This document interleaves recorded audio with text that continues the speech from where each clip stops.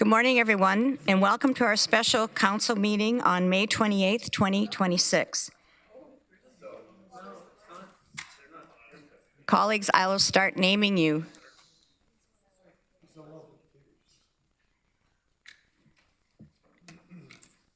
So as we start our special council meeting on May 28th, 2026, the purpose of this meeting is to discuss water-related matters. I will now call on Tim Brubaker, Regional Clerk, to conduct the roll call.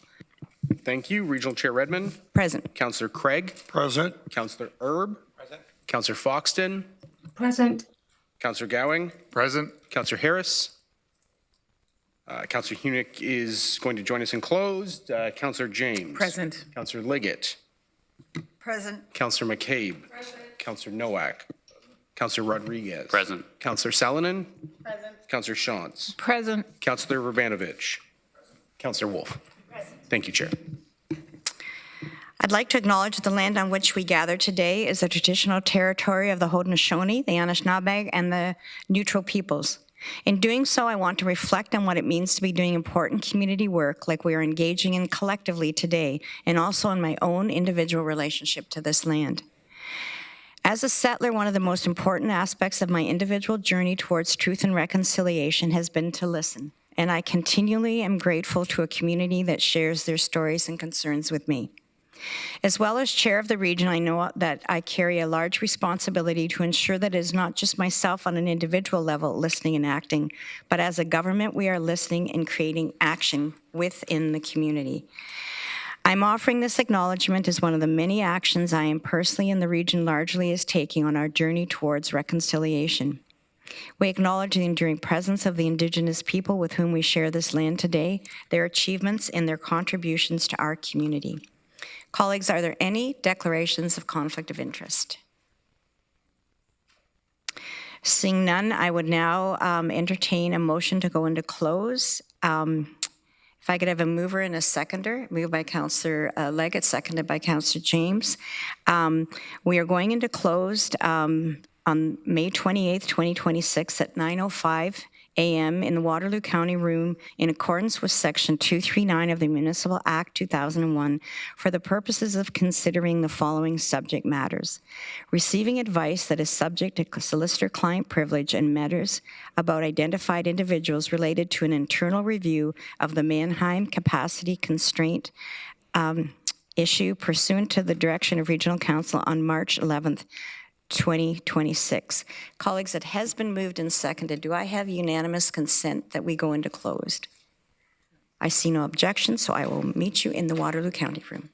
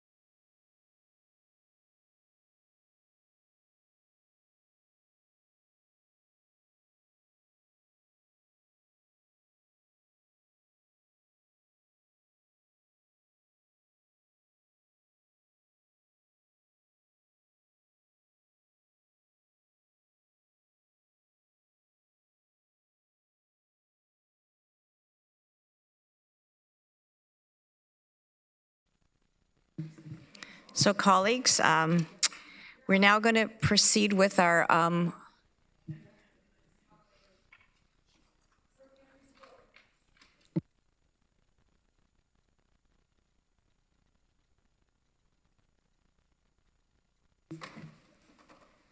we have 2 members who are on the elevator, so we'll wait 2 minutes.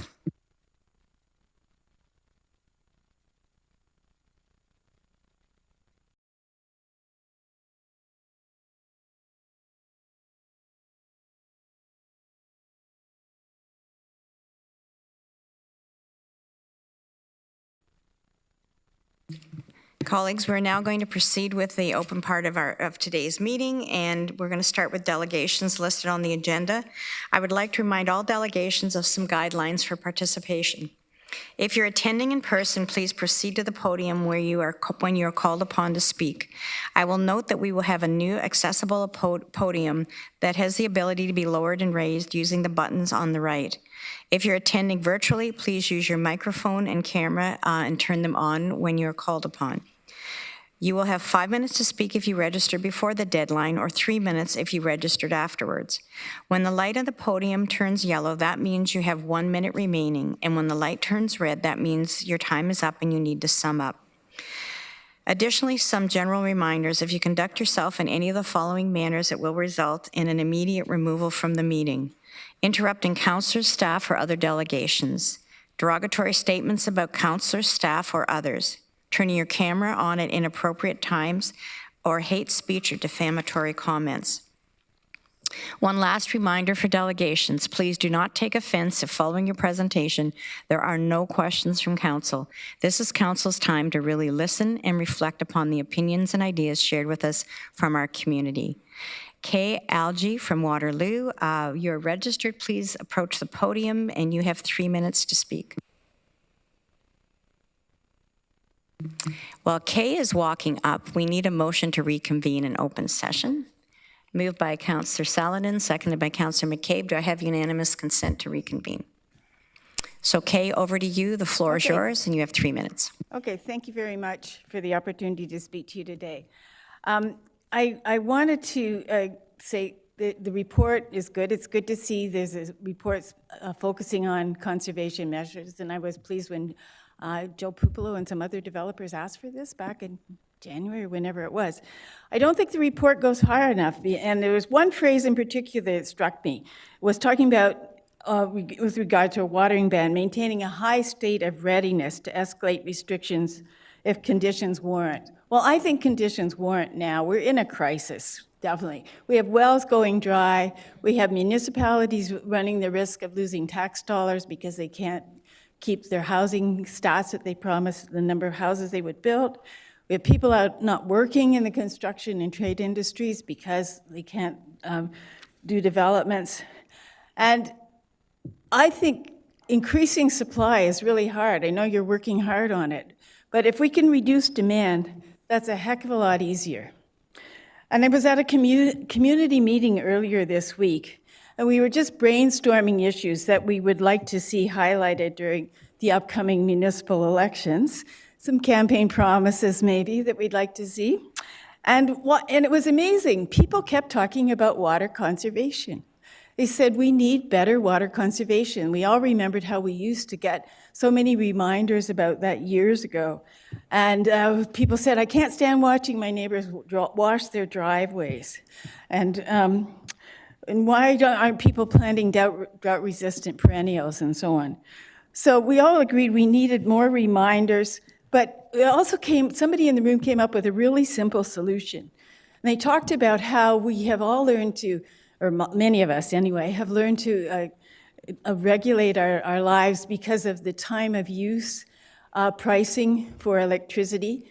And we thought if there was a season of use pricing for water, that would be a really simple thing to implement. If it was higher in July and August than the rest of the year, it would be a great disincentive. And it would be, of course, it's not something regional council can implement, but it's municipalities. But we have here the mayors of 7 municipalities. And it would be a fairly easy thing you could do this summer, to just raise the rates. Now, I do think simultaneously, you need to inform people that there are financial relief measures. And I wasn't aware there were these for property taxes till it came up in a session. But I think, make people, because there will be people that will feel disadvantaged from that. And the other thing I'd like to talk about is, does your municipality have minimum water usage billing? Because another discussion I was at, people pointed out that they're automatically billed for X number of liters used, whether they use them or not. So I'd encourage you to look into these two really simple things and implement them this year. Okay. Thank you very much, Kay. We do have some questions. I guess I just underscore that things that are easy to identify sometimes are not simple to implement. Councillor McCabe. Thank you, through you, Chair. Thanks, Kay, for coming in. You're always a really good voice for practical ideas as well as things that are environmental in nature. So thanks for, I know, and perhaps you want to come and speak to us at City Council as well. Okay. Because a couple of the ideas you mentioned are particularly relevant for City Council. My question though is, I know you and you've met with me and I assume a number of us on council with, I forget his name, but you were talking about water conservation and high performance development standards, and unfortunately, Right. We're not, with Bill 98, we're not able to implement those. But my understanding was that you and some of the team on the Green, was it Green Waterloo, or I forget the organization, but we're going to meet with some developers around water conservation. We did. So And, so I'm just curious how those conversations went, and particularly with some of the members of the development community, specifically on water conservation. If you could share, thanks very much. Right. No, I'm a member of this little grassroots group called Green WR, and we've been campaigning for green development standards, now called high performance development standards. And we've been meeting with a number of municipal councillors, and still got lots more to meet with. But at one of them, somebody mentioned that Maxwell Development Consultants had implemented use of rainwater for their grey water usage in their development. So we had Peter Maxwell come and talk to us, and he's getting a 10% return on his investment. And I think that's a really great, to do it. And that alone might incentivize some people, but for other people, there's other things I think other municipalities have done in terms of allowing people to finance you putting it on your property taxes and so on. There's other mechanisms. And have you been able to talk to like Build Urban or the Home Builders Association? Sorry? Build Urban, like Joseph. No, you mentioned Joseph Kupalo. We want to work on. Yeah, we would really like to do that. Okay. Thanks for your work on this, Kay. It's really important. Thank you. Councillor Hunick. Hi, Kay. Thank you for, through the chair. Hi, Kay. Thank you for coming. Thank you for bringing up variable water rates. I will bring that up with staff later today.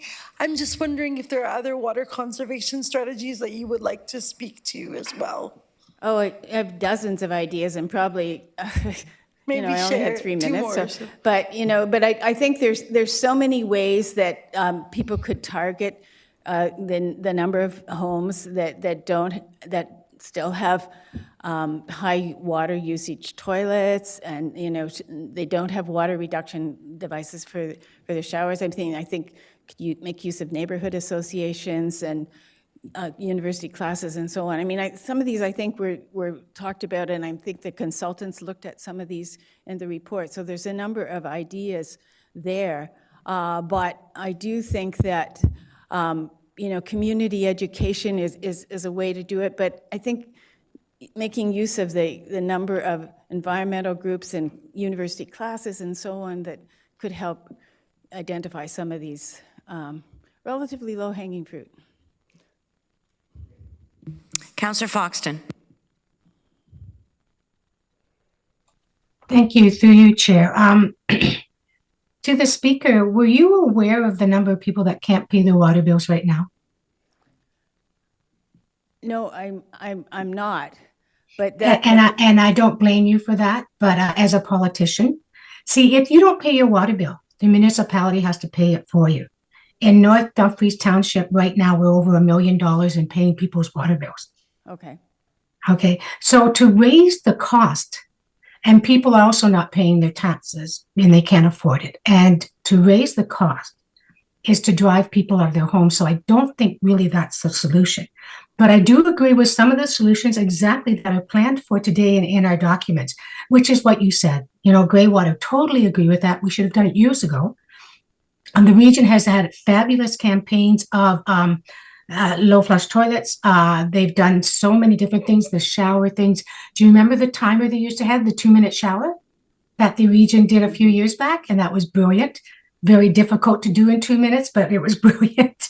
So I would rather see those things than raising the cost of people that are at their wits' end right now with finances. But thank you. Right. So, Kay, I have no further questions, but I do want to thank you for your continuing and constant interest in the environment and coming with solutions about conservation. So thank you very much. Thank you again for the opportunity to speak. Colleagues, we are now on to reports. The first one is Water Conservation Policy Recommendations. First report, I'll call on Amy Shaw, Director of Water and Wastewater Operations, to introduce the report. So, Amy, over to you. Thank you, Chair Redmond. Through the Chair, following Council's direction in January to report back on water conservation policy options and to include interested parties in that process, staff are bringing back an update today. Since then, staff have engaged with interested parties, including area municipal partners, the development community, environmental groups, and more in a water conservation working group. Through that process, facilitated by our consultant, who is here today, we bring you back this report as the next step in this iterative process. This report speaks to a general comparison of other conservation bylaws with ours, our existing programs, and area municipal initiatives. I'll now pass it over to Dan Mahar, a supervisor of water efficiency, innovation, and programs, to get us into more details. Welcome, Dan.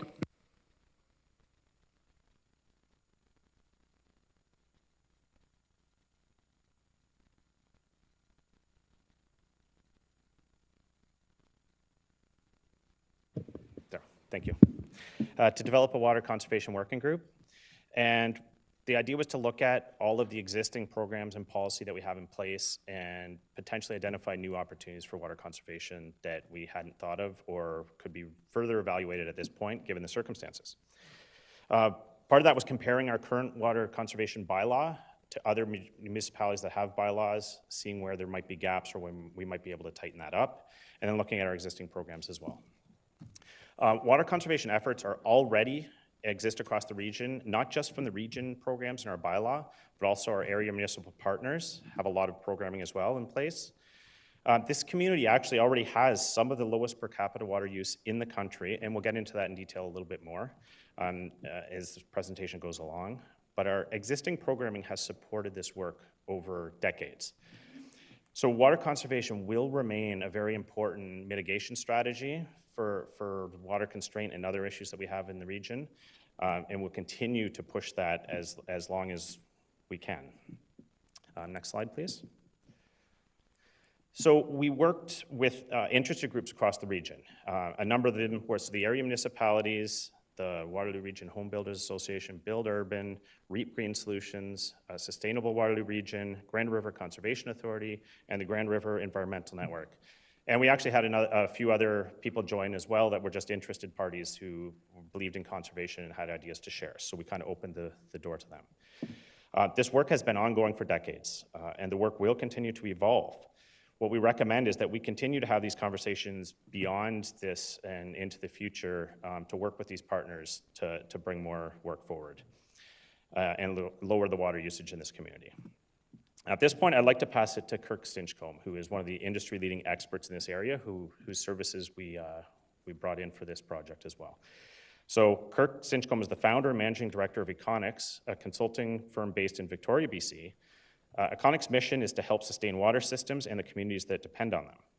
He has helped communities all over Canada with water conservation planning, including the region of Waterloo in the past. And over many years, Kirk has published and spoken internationally on topics including rainwater harvesting, water use accounting, community-based social marketing, and water pricing.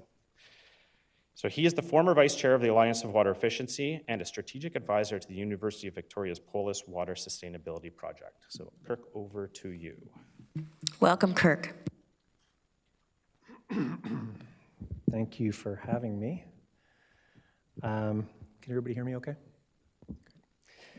So as Dan mentioned, I'm the founder and director of a company called Econics. So we're based in Victoria, but I work with municipalities all over the country.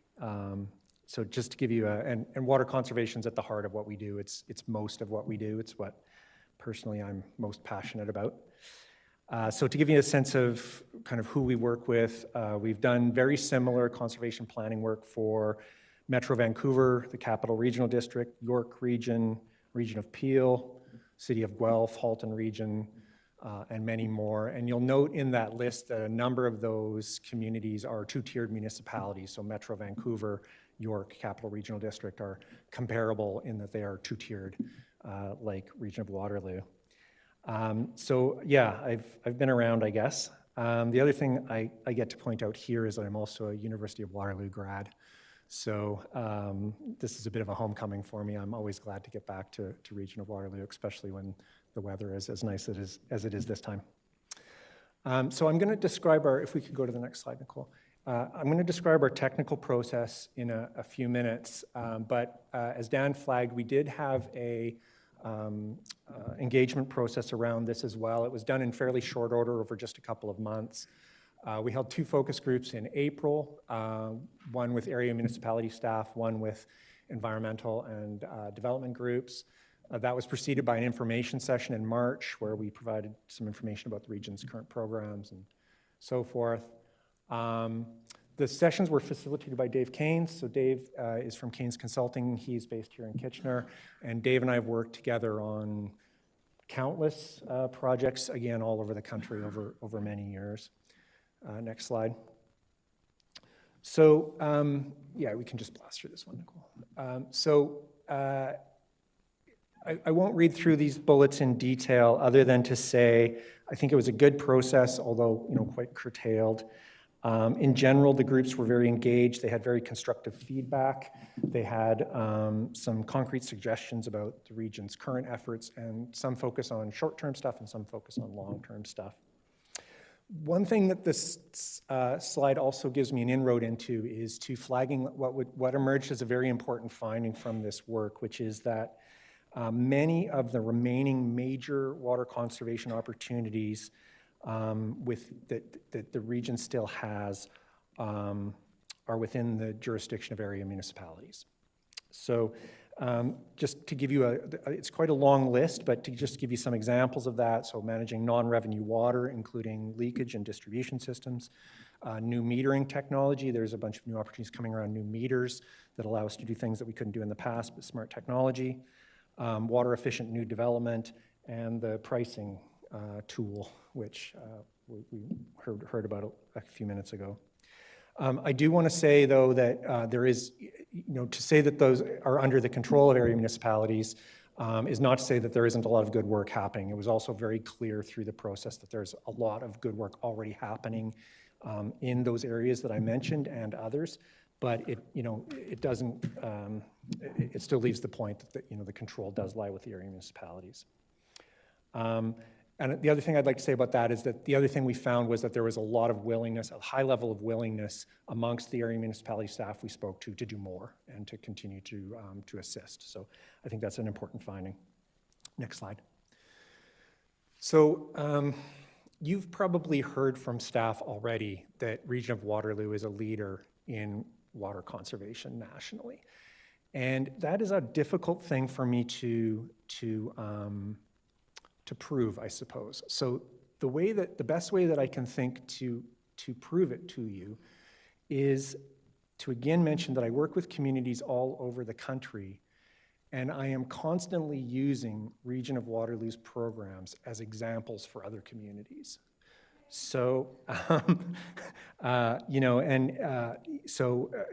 very recently, for example, I was having a conversation with a water conservation coordinator from one of the GTA regions, And she was saying, I don't know what to do about my ICI programs. What should I do? My industrial, commercial, institutional programs. And I said, have a look at Region of Waterloo's programs. They're doing great work.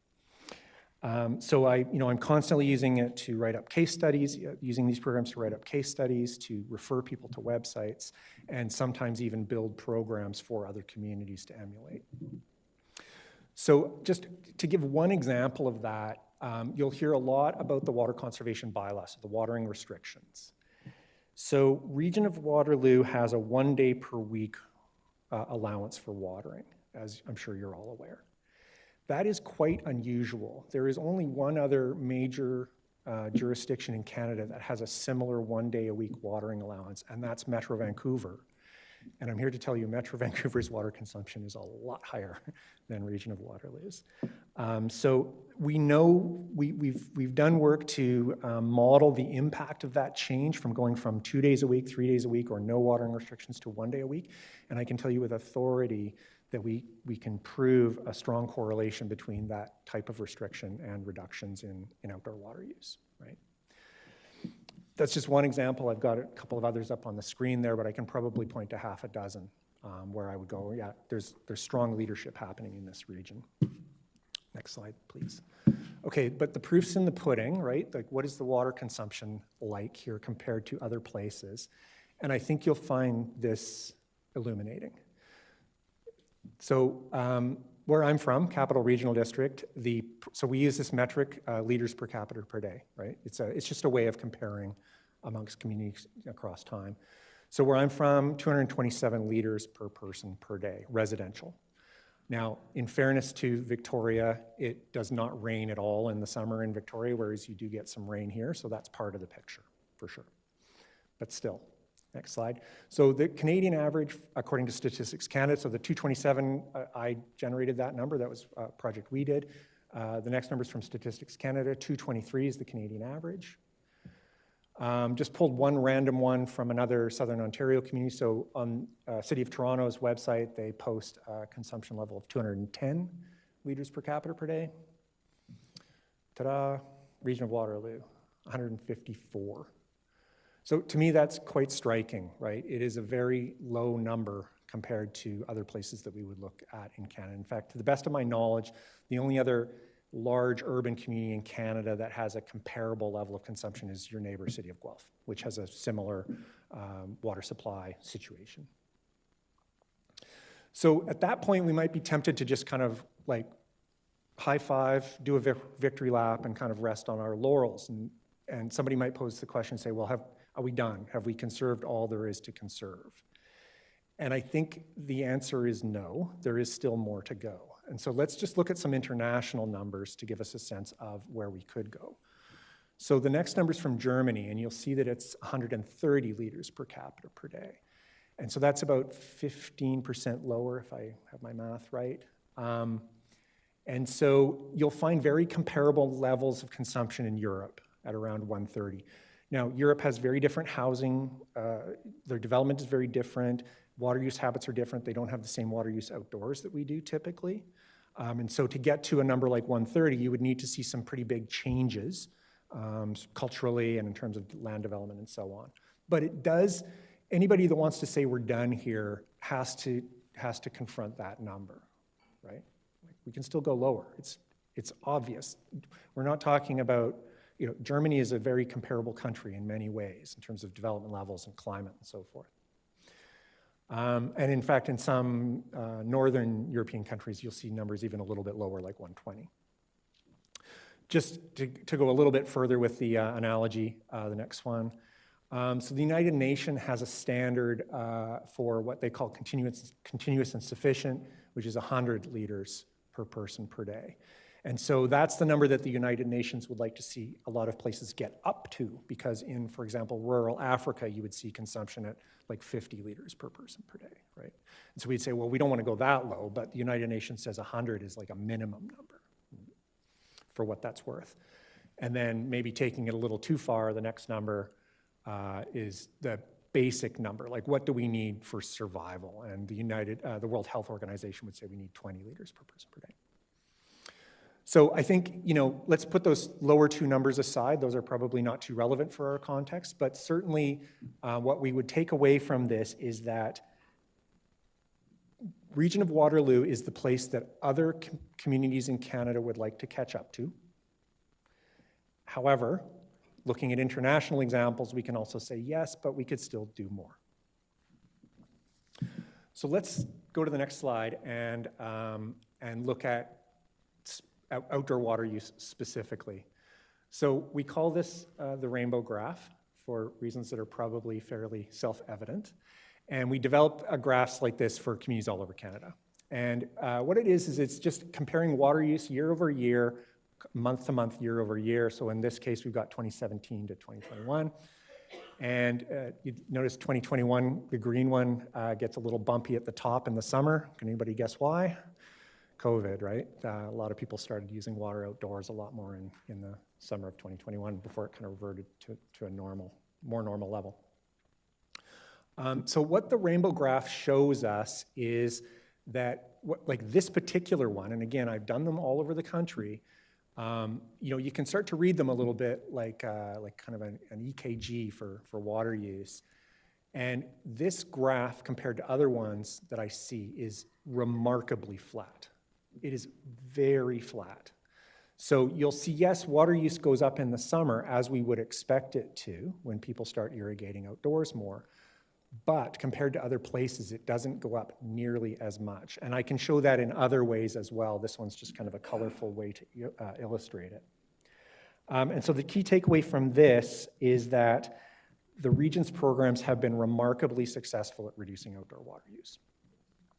Now, this is germane because as the speaker before me mentioned, this outdoor water use with the summer coming up is kind of an obvious place that we might want to give some attention to. It's discretionary, right? We think of water use outdoors as discretionary, meaning it's not essential like toilet flushing or bathing. So it's an obvious place that we would want to examine to get more savings. And we certainly did as part of this process. But the challenge is that with a curve this flat, it gets increasingly difficult to gain more savings. And we have to start looking at more marginal options like banning certain types of uses outdoor to really sort of reduce that even further. But the next one, just if you could forward, Nicole. To me, this is very illuminating. So the graph on the right is from another Canadian community. It's a bit of an extreme example. And I picked it deliberately because it's a little illustrative. But this is sort of more what I'm used to seeing. Like, do you see how much that graph on the right goes up in the summer compared to the one on the left, right? Now, again, I deliberately picked one that's fairly bumpy. And if you looked at, I could show you other communities that are flatter, but I can't show you any other community that is as flat as Waterloo, as Region of Waterloo.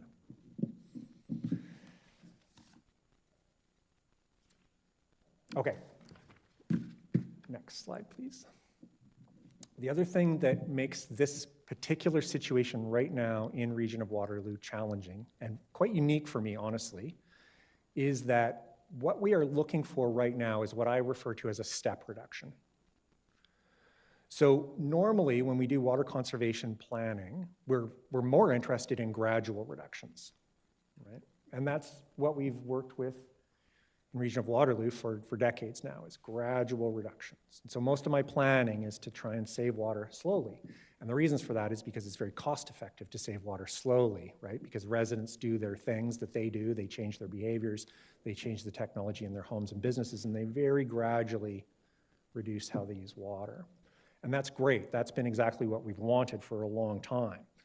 But sometimes you're in situations where you want a step reduction. And that's not unfamiliar to me because I run into that when we have communities that are in drought. Drought's the one where we usually see this, where people go, oh no, we need to save a lot of water right now. How do we do that right now? And unfortunately, the number of measures we can use in that situation is quite limited. So I refer to them as, this is a technical term, I call them the hammers.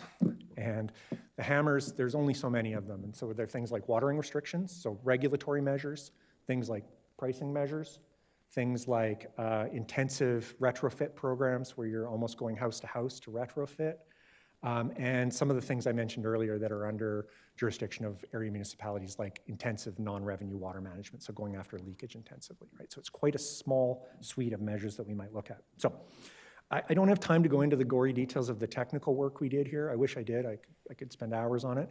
But I will suffice it to say that we have a tool that that inventories water conservation measures. We call it the Measures Assessment Tool, the MAT tool. And it lists 165 different ways to save water, right? There's like pretty much anything you can think of, we have in that tool and we looked at for the current context here in the region. But the number, like from that list, we had to crunch that down to quite a small list of options that would really give you kind of what you want right now to help manage the capacity constraint. So again, I don't have time to go through all the details of the technical analysis that we did, but for simplicity, I'm just going to divide them into 4 different groups that we looked at. Okay. So the first group, group 1, are measures that we'd recommend doing immediately or in very short order, so within the next year, say. And so these include the 2 measures that are that are before you today, which I think Amy's going to speak to shortly, as well as a number of other actions that I don't think require approval today, so aren't in front of you, but things like intensifying communications and a handful of other measures that we'd say, okay, let's do those right away. Then there's a second group of measures, which I would call like the standby measures, which are the ones that you want to have at the ready if you need them, but I personally would not recommend that you move forward with them immediately. And so the biggest one in there, and maybe the most controversial one, is the idea of an outdoor watering ban. So I don't, from my understanding of the supply situation right now, there is not an immediate necessity to go to an outdoor watering ban, but I think it's important that you have that at the ready, right? So it's a standby measure. And another example of a standby measure is going forward with a much more aggressive retrofit program where you're aggressively going after remaining low-flow toilets and things of that nature. So those are things that are on standby that you can move forward very quickly if you need to. The third group are the things that are under the area municipality leads, and so the most prominent example there is non-revenue water management. There's no specific recommendations for council here today, as I understand it, because these are not within the region's jurisdiction. But I do want to again flag that there's a lot of good work already happening there and a high level of willingness amongst area municipalities to do more. And then the fourth is a group of actions that I would call longer term. And so these are ones that came up through the consultation process or the engagement process, or ones that we flagged in the measures assessment tool. And so a good example of that is the gray water one that was mentioned earlier. Like, so rainwater harvesting, I should say. Rainwater harvesting is a great idea. As Dan mentioned, I've in fact spoken about rainwater harvesting at international conferences. I'm all for it. It just doesn't do much for you in very short order, which is what you're hoping for right now. So those, the group 4 actions, like, again, I don't want to undermine those by saying they're not important. They are. It's just, you know, we do have a much longer list of things that we can continue to do to drive that consumption down towards that 130 level, but that might be a longer term proposition. I think that's it for me, Amy, and it's over to you. There is a slide, the one before you. Thank you very much, Kirk, and I want to thank you and Dan and our area municipal colleagues and community groups that all worked together with us over the last few months. To be clear, these are just the starting point. They are items that council can give direction on today, but do not represent the full picture of proposed effort. There are also planned measures that do not require council approval, such as our plans to increase communication and bylaw enforcement this summer. There are plans to continue to collaborate with and support efforts within the jurisdiction of the area municipalities. And there are standby measures planned that can be implemented quickly if the water supply situation changes. I believe there is time to take questions on these items after I walk you through the immediate recommendations. Okay. So we have 2 recommendations before council today. The first is to expand proven water conservation programs that we know work to meet the demand. And the second is to review the existing water conservation bylaw to determine if there is an intermediary stage needed. We know that to review the bylaw, we need more time to engage with interested parties and residents, which requires more time to do a fulsome public consultation process. With that, we're here for any questions.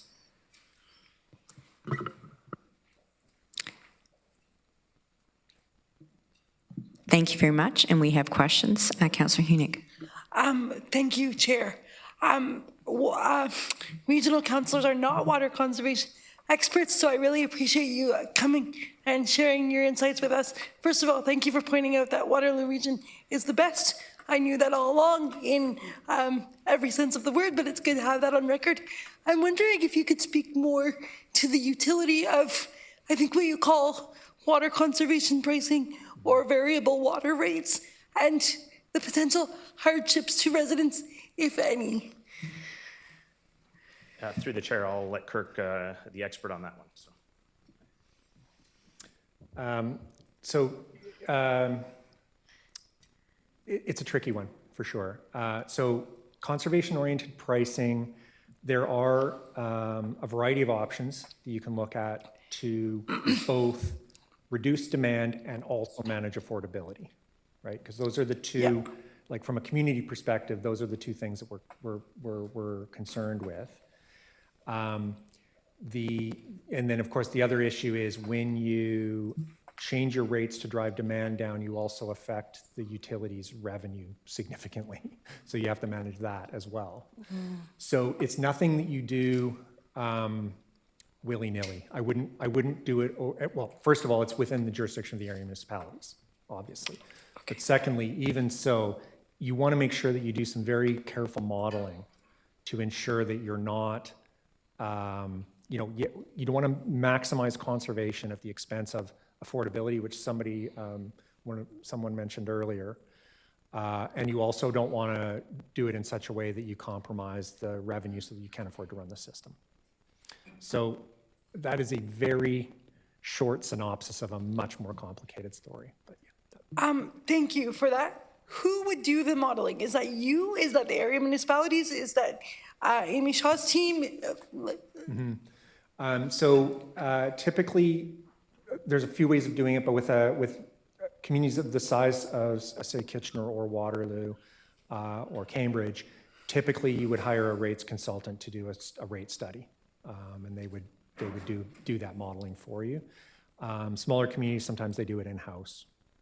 Okay, so just to sum up, I think what I'm hearing from you is that it's not feasible for this summer necessarily because we would need to do the modeling first. Is that correct? Absolutely. I would not willy-nilly slap in a seasonal surcharge without being very sure of what you're going to, what's going to happen with that. Okay. Thank you for pointing out that this is a long-term option. I'll go back on the list, Chair.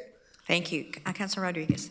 Thanks, Chair, and thanks for coming in. I want to build on that a little bit more. My understanding of the benefit or one of the potential benefits of some type of seasonal pricing change is that we design our system for the hottest, driest day in the summer, right? We're not designing our system for a cold day in January. And so, okay, so if that's our design goal is that hottest day, could we, in your experience, have you seen municipalities that have increased rates at those hottest, driest times, but decreased them in other periods of the year as an offset, right? Like, so recognizing the cost pressures that Councillor Foxton spoke to that people are experiencing, it's more of a behavior change than we're trying to charge you more, much like electricity, right? You're gonna run your dishwasher when you go to bed and it's a little bit cheaper. Have you seen that? Like, have you looked into that a little bit more? And am I on the right train of thought in terms of what we would want to achieve with a program like that? Yes. Okay. Okay. So this, through the chair, this requires you're asking quite a complicated question, actually. And so maybe let me just back up a tick and say, again, I go back to that slide I showed earlier where we're interested in getting that step reduction right now because of the capacity constraint, right? And so if we wanted to do that very urgently this year, I would probably, for the reasons I just explained, I would probably not look at pricing as the tool to do that. I would look at a regulatory approach to do that. Input simply, I would look at an outdoor watering ban to do that. Either, a full ban or a lawn watering ban minimally. Again, we're not recommending that here because it just doesn't seem like the situation demands it. But it is not unusual for that to happen. In fact, Metro Vancouver is putting in restrictions already for this year because of the anticipated hot weather in British Columbia coming up. So I'm answering your question indirectly by saying I wouldn't do it that way right now through pricing. I would instead look at regulatory. Okay. Councillor Rodriguez? No, that's really helpful. And my second question is more for staff, or do you want me to park that for now? Okay, get back in the queue then. Great, thank you. So what I'm hearing you saying is the price change isn't a no-go, it's a not now strategy, correct? It's conservation-oriented pricing is a great tool, and if it's done right, you can manage affordability as well. It just needs some work. Yeah, takes some time, takes some doing. Councillor Gowing. My question is for staff as well. Councillor McCabe. Thank you, through you, Chair. Thanks for this report and this information. So just a couple of things, because I'm the mayor of the city of Waterloo. I can tell you right now, and I don't know about other municipalities, but we're doing all of this stuff. The AMI, we have cisterns under our artificial sports fields that we use to water grass sports fields. We actually have legislation that requires us to keep sports fields in a certain level of condition for safety, et cetera. And I assume my municipal colleagues are doing likewise. So there's not a lot left in there from an area municipality perspective, although I do, I take Kay's point, the delegation's point. I guess a couple of my questions, what I was looking for in a report like this was, how are we, or how could we improve how we use data to actually really identify, where, where the real challenges are, right? Because we're talking now a lot about, it sounds like lawn watering and how effective that is. But is that the only problem? Is that the stickiest problem? I don't know, are high rises maybe, are there leakages there? How are we actually, we've got a lot of data between area municipalities and the regional, the SCADA systems and all that, right? What are we doing on that front, or what more could we do on that front to actually identify where there's other opportunities to reduce water and find where there's, I don't know, there's been spikes and then maybe it stays at that level, right? So I was a bit surprised I didn't see anything in there about that. So if you could answer that. And then my other question is kind of around, is it, we live in a technology sector with amazing, people coming out of the universities and the colleges and people who have companies already that exist that do some of this work. Have we considered doing a water conservation showcase to see what technologies some people in our community are developing and say, hey, what more could we be doing? Because I'm not an expert in any of this, but I've heard of companies, I think they're out of Quebec, that there's something they can do with wastewater that somehow reduces, sorry, I'm just trying to scan through my notes here, that can reduce, it's building scale heat recovery from wastewater. Are there other things that are, I'm sure there are other things that are possible. So I was I'm just going to say a little disappointed, with all due respect, that there wasn't a bit more in there about things we could do, because it feels like we can maybe talk about people not watering their grass, people not washing their driveways, which is a bit, I don't understand why people do that anyway, washing their cars and things like that, but that's pretty minimal. So data, some existing or new technology, where are those kind of things? Great questions. Thank you.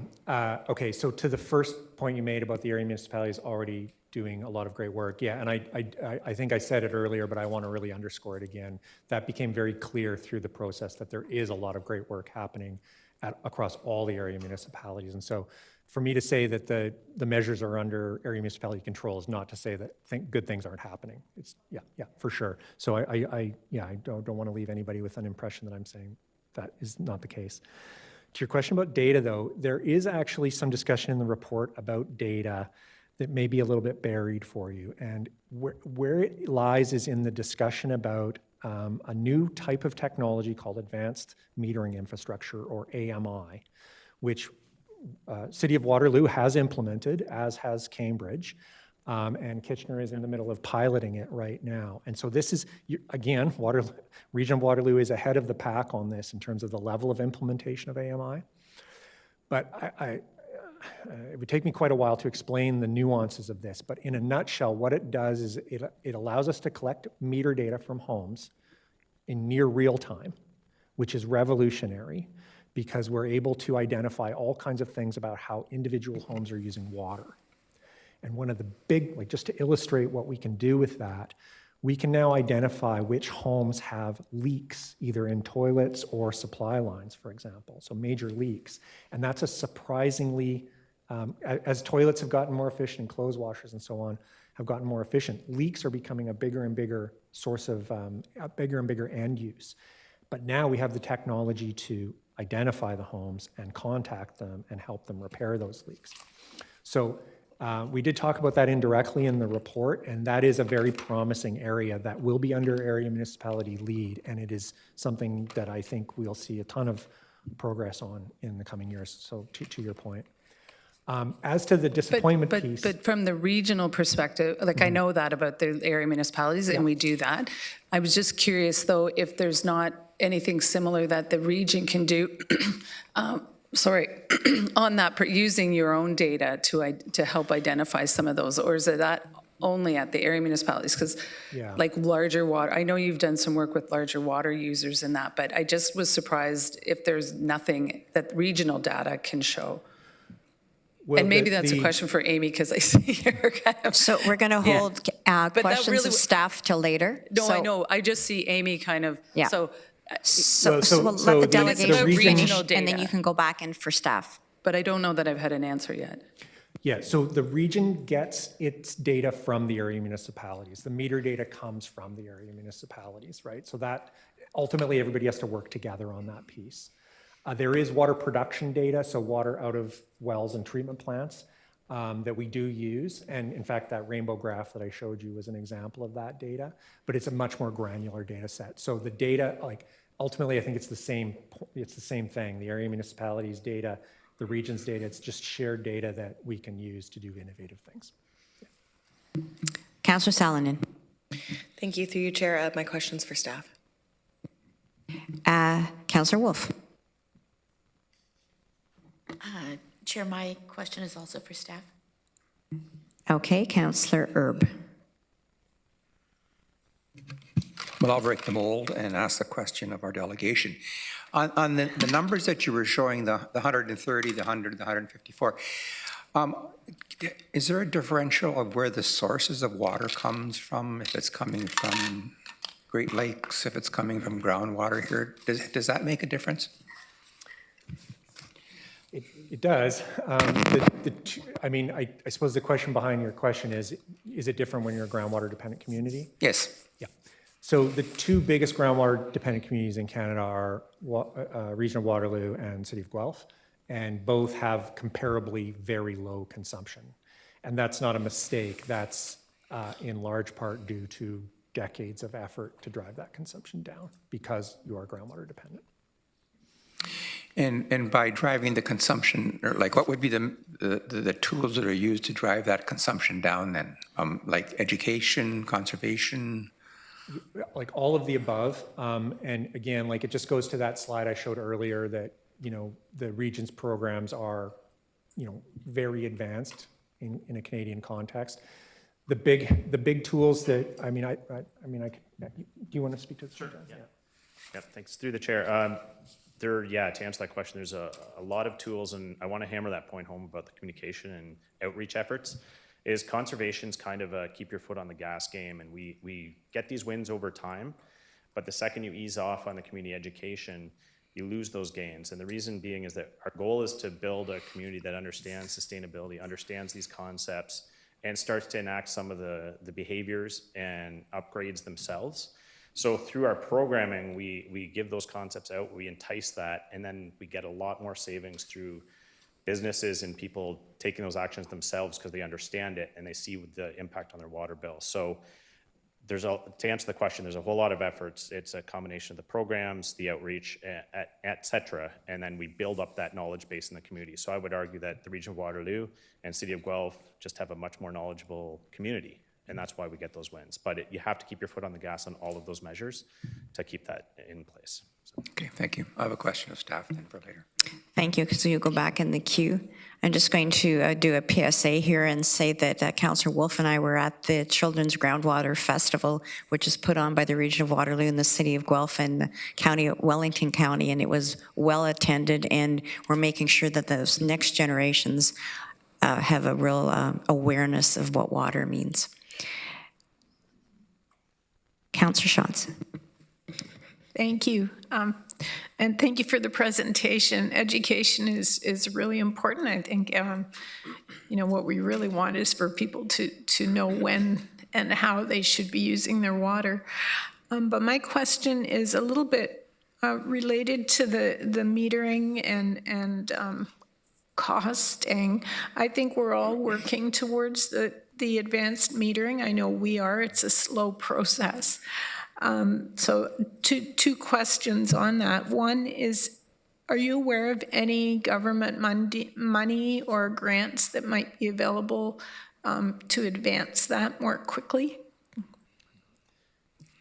Yeah, through the chair, I am not aware of that in other jurisdictions. A lot of the municipalities seem to be dabbling with it. So our approach through this work and through the consultation group was to try and ideally create a community of practice, so we know that the communities are a little farther ahead.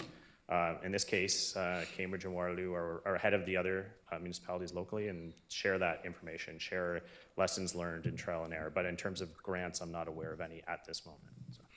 And if I may, Chair, I think based on what you've said, probably I probably know the answer to this, but are there any communities that have advanced metering that have tried implementing a cost, like, for example, if we were aiming for 130 liters per second per person, to say, okay, that's one cost, anything over that is an extra cost, like hydro, I guess? Yeah, so it's called tiered pricing, and there's a few different ways to do it. But yes, there are many communities that have tiered pricing, lots more in the States than in Canada. You see it a lot more down there.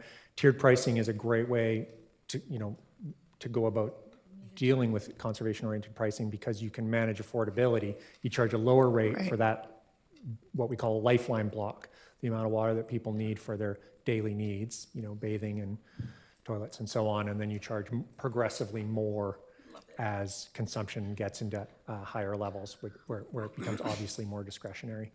So yes, there's many examples to look at. And has that worked for conservation?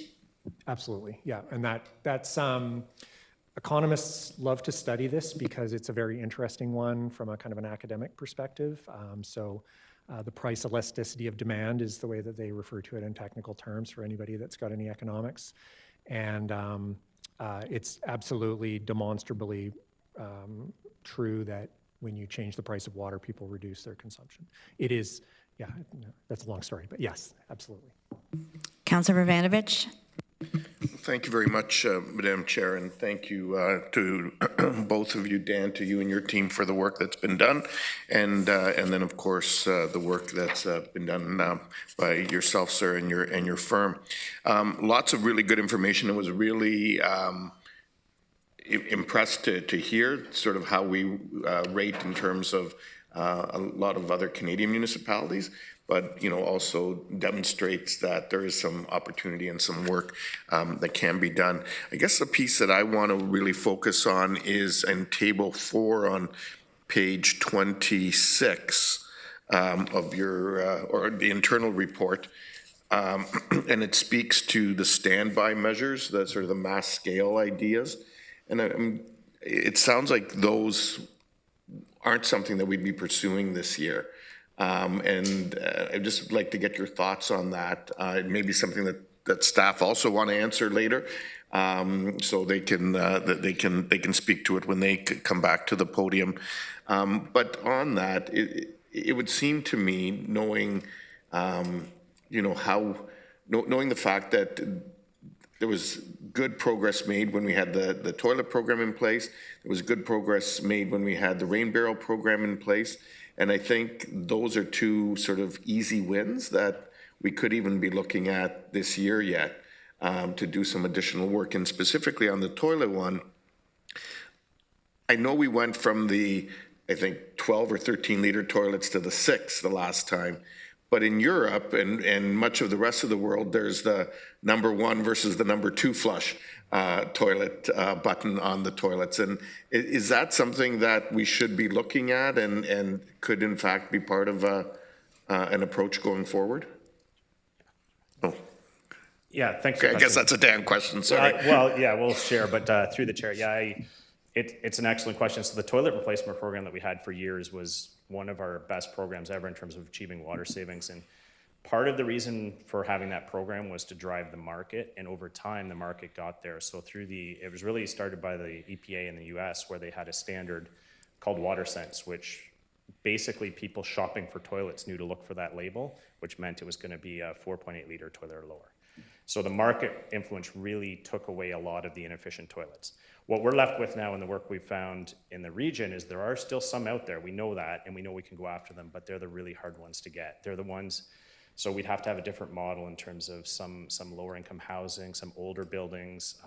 Kirk talks about the back of auto shops, those kind of things. So we can go after those, and that's why it's in the report. But when we did the modeling on the cost to find those, it's a very long-term project with a high cost to get those remaining ones. So that's why it's kind of as a standby measure in there. But there's absolutely opportunity out there to find those and push them towards that 4.8 liter standard. So. And is the 4.8 liter different than what I call the number 1 and number 2 flush in other parts of the world? Dual flush works. Yeah, okay, dual flush, there you go. Yeah, they're considered the same because there are 3 liter toilets now, but the dual flush has the 3 liter, 6 liter button, which averages out to 4.8, so they're considered in the same category. Yeah. Okay. And then on the water barrels and stuff, is that something that you'd suggest that? Sure, sorry, I'll jump in quickly there. So on the rain barrels, the concept of rain barrels are great, and they're actually kind of considered almost an introductory to water conservation type program. So municipalities that are just trying to get off the ground with water conservation use them because it tells the community about the concept, and they're an easy concept to grasp that the community buys into. In this region, we did over 100,000 barrels over time, and we were starting to run into a bit of an issue around a lot of local vendors were picking them up, and we were competing with their business. We backed off a little and point residents now to where they can find them. But the trick with rain barrels is they're not a big water saver. They're a great concept, but we find through the data of our program, they're great that people understood what they could do.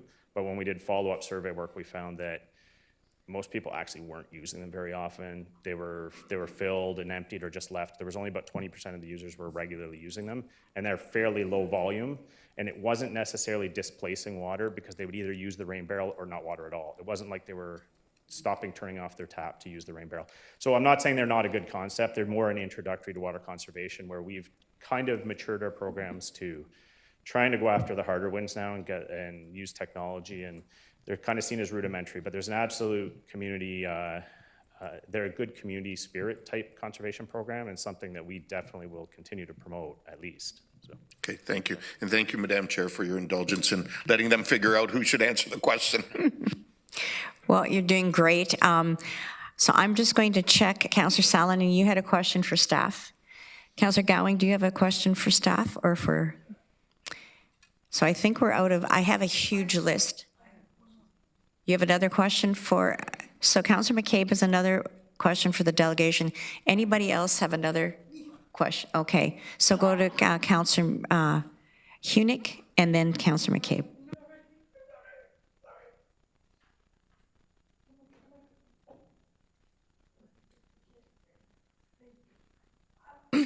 Thank you for better explaining tiered pricing for us. Is there a way to match tiered pricing with size of household? Yes, yes, Thank there you. is. It's complicated, but there's a place in California called Irvine Ranch, which some of you may have heard of. They have kind of the most well-developed approach for doing that. And what they essentially do is they have a water budget on a household by household basis. So essentially you have to tell the utility how many people live in your house.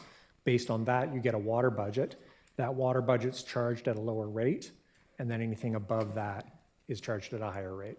So I think that would be really important for us to look at, because I could see tiered pricing being really valuable to our region, but I do know that the lifeline block that you spoke about would be a lot different for a family of 2 or 4 compared to a family of 9, and all exist here in our region. So, yes. Thanks. Councillor McCabe. Thank you. I'm curious if you could explain, because what you meant in the report where it's, I'm just going to quote now, where it says, encouraging water source substitution at the development scale, land use planning and development approvals. What is meant by that? Sure. Yeah, so I'm sorry, I'm blanking on exactly where that is in the report, because I talk about source substitution in a couple of places. But essentially, when we talk about source substitution, we're talking about gray water, so reusing water from within the home or the development, or rainwater, right? So we're using a different kind of water to meet the need, okay? And the point that I had to make a couple of times in the report is that really that is a lot of the work around that would be driven by area municipalities through the development approval process or the planning process, right? And I get that that is becoming more complicated in Ontario because of Bill 98. Changes at the provincial level. I do understand that. But nevertheless, the interface between the developers and the innovative developers, the developers that want to do good, progressive, green or blue things, is at the area municipality level. And so what I was flagging there is that there are lots of examples we can point to all over Canada, all over North America, where municipalities have incentivized developers to have source substitution built into their developments. The best examples of those are happening not at the household scale. Like it's quite a bit more expensive, difficult, public health risks, all kinds of things at the house scale, like the single family home, as opposed to, like, not that you can't do it, it's just more difficult, as opposed to at a bigger development scale. So say you've got a collection of buildings, condos, in a development where you can collect the gray water centrally or the rainwater centrally and then treat it centrally and then pump it back to toilets, right? And I can show you lots of good examples like that. So that's kind of what we were hinting at with that. Okay, but in the land use planning piece, like, are you talking about sprawl, like that increases water usage versus more densification? Yeah, so I mean, there's a lot of aspects to that. It's kind of a long story, but maybe I could just illustrate with an example. So at that scale, you can have landscape codes, for example. Again, complicated in Ontario right now because of the regulatory changes, but like we are seeing landscape codes coming in some jurisdictions where they, for example, require lawn area to be minimized, or they ban irrigation systems, through the planning process. So again, these are like, and I did want to get a chance to circle back to your point about disappointment, and I'm sorry to hear that, but my sense is that a lot of the things that you were looking for, to me, are falling in that basket of the long-term gradual change, as opposed to the measures that we were looking at for this particular process that give you that quick savings to help with the capacity constraint. And so a lot of those examples I'm talking about right now, they're great, they're wonderful, and we fully want to continue to encourage them. It's just the savings they deliver happen over a longer time frame. Well, yeah, and I guess I'm also curious why, like, as it says on page 12, I can reference that, encourage the region to be more assertive in promoting smart water efficient development, but there's no recommendations to that point. I understand that area municipalities have the planning piece, but the region still has the infrastructure piece. So like we have lots of different tables where we're talking to the development community on a very regular basis. So I guess, yeah, I was disappointed to see there was nothing in there to say like, you know, I mean, that like any building that goes up now, that is a win. That if there's water conservation methods put into it, and you know, whether it's a condo, I know those aren't really moving, but high-rise rentals or whatever, or 6 stories, 8 stories, whatever, right? There's a lot of those type of developments in the pipeline. So I was surprised that there, even though it's referenced, you encourage the region to be more assertive, that there was nothing speaking to that in the recommendation. So I was curious why that was. Again, it just, you know, it comes back to that one slide I put up where I talked about the difference between step reductions and gradual reductions. Like I can talk about like so many different ways to save water, but for this particular exercise, given the very tight time frame we had, and given that we're, you know, focused on the capacity constraint, I was zeroed in on measures that give quicker savings. So Dan and Kirk, I want to thank you very much. I want to echo Dan, I think it was you that said it's complicated. So I want to thank you for bringing your expertise, providing a context within which we can look at conservation in the near term, the midterm, and the long term. And thank you very much for making a complicated issue and the way forward a little less complicated. So those are all the questions we have for you. Thank you very much. Colleagues, I'm looking for a mover and a seconder to get the motion on the table. Moved by Councillor Liggett, seconded by Councillor Verbanovich. So I have a list, and I'm assuming everybody on this list now is interested in asking staff. So I'm going to go Councillor Salonen. Thank you, through you, Chair. I just wanted to follow up on a comment that was made about some of the initiatives that don't require council, and in particular on increasing bylaw. I think that totally makes sense. I just want to understand the delineation between what the expectations for area municipalities will be as well, because my bylaw, we do not have the kind of staffing to enforce, so just want to understand what the thoughts on that were. Thank you for the question, and through the chair. Yes, for this upcoming season, we actually have 10 environmental officers that are regional staff that work out of the environmental enforcement group, and they are willing to be designated to assist with the education, outreach, and enforcement. We just have to get Commissioner Brothers to designate them under the bylaw. We also have had some interest from the area municipalities in assisting with the education and outreach, whether that's their bylaw staff, not the ticketing piece per se, but the education and outreach.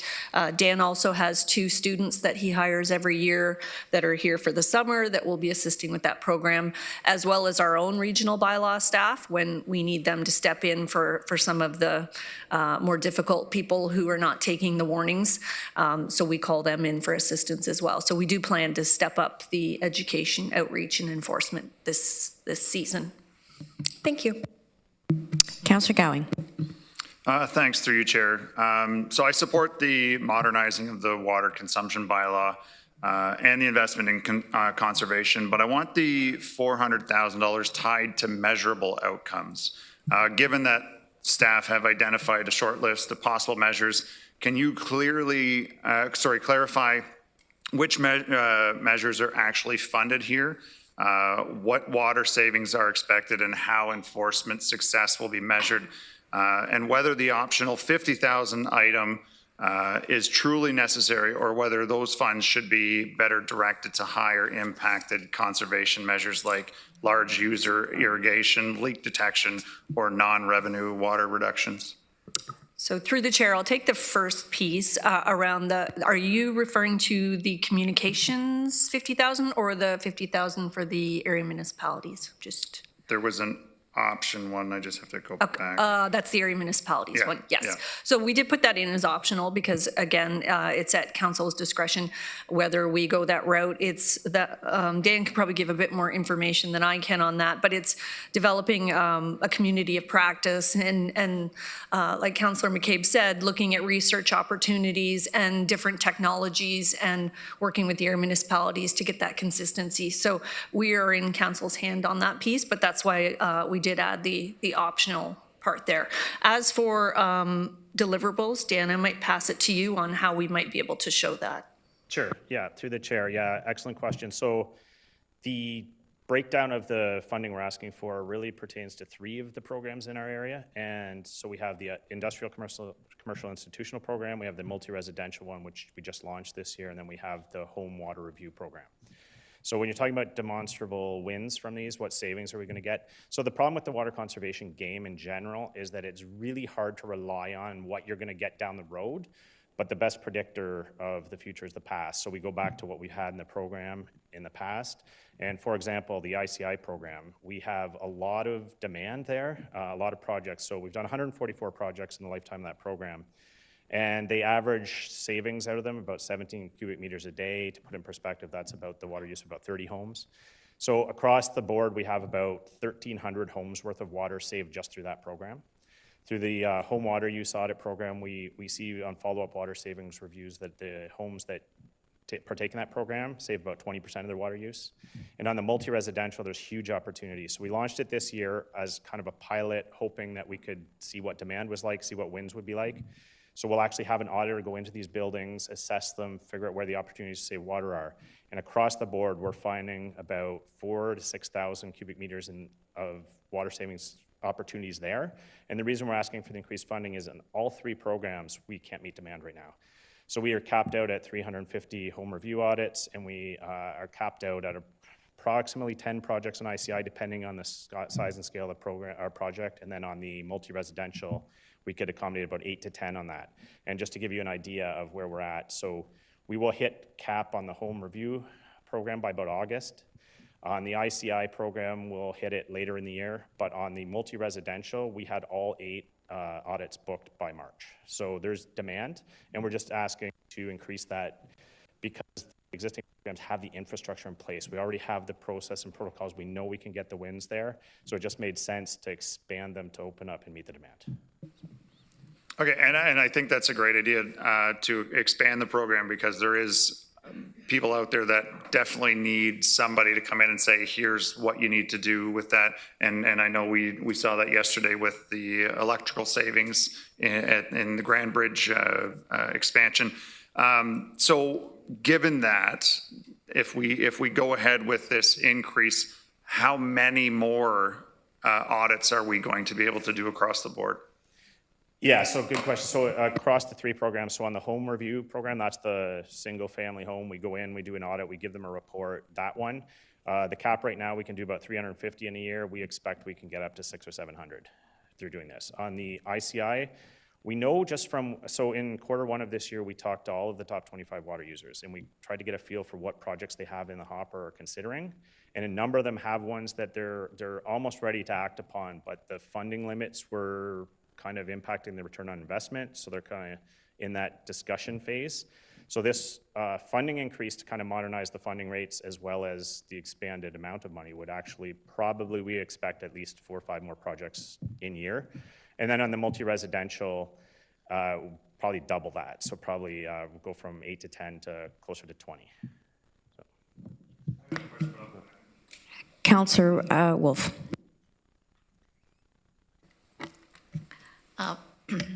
Through you, Madam Chair. My question concerns the number of consultants we seem to be using. And I know that what we're spending on consultants actually comes in the end through to the water bill. And in the last 8 months to deal with our water crisis, do we have an idea how many consultants we've hired? So through the chair, I don't have that at my disposal right now, but I do know that through a lot of the technical working groups, we did require to have facilitators for the different technical and developer working group and the planning working group and a lot of the work there.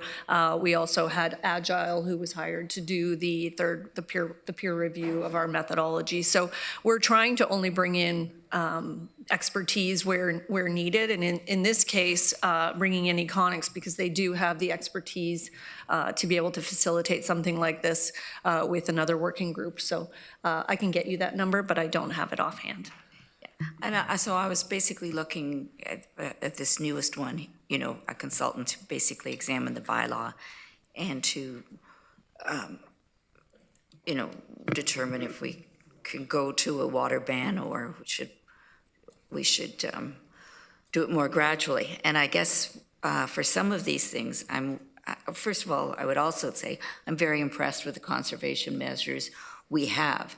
And you know, maybe this isn't the place necessarily that we really need to work on. And if we waited a bit, for instance, item 2, like relooking at the bylaw to a time when we're less busy, like perhaps next year, you know, staff might have time. I know right now staff is basically overworked with all the different things they're doing. And so that's just my point, is I think in conservation, we're doing very well, as we've been told. I think there are some things that we can look at, some programs where you can see definite, you know, sort of bang for our buck. I have no problem with those. But I think that sometimes maybe we can hold back on a consultant if we can put off the work for a time when we're less busy. Thank you. Councillor Erb. I don't have a question any longer. I just, to pick up on what Dan and Kurt both said, that the conservation, depending on what level we go to, gets very complicated. And we've been told we have the most complicated water system, or one of the most complicated water systems in Canada. So we're being consistent. Thank you. Councillor Shantz. Thank you. I've got 2 questions, and they're very different questions. So I'll start with the first one. We're talking about IC&I and leak detection and so on. Does the region, do we look at our own leak detection? Through the chair, I can take that one. We do not have a dedicated staff member to that, but yes, we have programs in place we have Wellesley and North Dumfries. Can we do a better job? Absolutely. I do know, I think there was a resource ask last year before around leak detection, but we weren't successful in getting that position as far as I remember. But Commissioner Brothers is actively working with the area municipalities to set up a working group to start those discussions again on the leak detection, and the region would absolutely be involved in those actions that come out of that. So if I can Councillor follow Shantz. up to that, thanks. What I'm also thinking of is on our own properties, as opposed to the 2 townships that we manage. Do we do anything to monitor leaks on our side of the pipes? Through the chair, I'd probably have to check with facilities on that aspect. Not that I am aware of, but there could be a program in place I'm just not aware of. Maybe we can talk later. Do you want me to go back in the queue, or can I ask my other question? If you have your second question, that was sort of 1A, I'll grant your second question. Thank you. This is about comments you made about working with developers and builders, and talking about using gray water and that kind of thing. What kind of buy-in are we getting from the development and building community on those kinds of initiatives for new builds? Through the chair. So the gray water concept is one that I think everyone's excited about. So we discussed it with a lot of the local builders. So a couple years ago, we tried to do a research project, a pilot project on gray water, and that's going on right now. So what we wanted to do is build a partnership with a local home builder as well as a vendor that has the technology. So we had lots of interest from the local builders on that. We ended up working with Activa, so they've actually installed a couple units in their homes, and we've been getting some data back on that, how much water these saving, and it's right in line with what was advertised. We had it only hooked up to toilet flushing, so these two-person homes are getting between 50 and 100 liters saved per day. So we're seeing the wins there. The feedback we got from the home builders was that it's it's going to take time to get buy-in in the community because these units are still relatively expensive. They're much cheaper now than they were, so there were two big barriers, which were cost and maintenance. These units have really addressed maintenance. It's all hands-off for the homeowner. It's done through the company, the vendor themselves. The cost has dropped significantly, but they're still about $4,000 to $5,000 units. And the builder feedback to us was that those options are not popular right now given the economy, and that any options that add to the price tag of the home are delaying the sale of the home. So the feedback was that they love the concept, the technology's getting there, it's not quite there from a cost perspective yet, but the vendor is doing a lot of work in North America to try and get economies of scale and actually trying to build a plant in Ontario so that the more are on the market, the cheaper they'll be, the easier it will be to install, but it's kind of a long game.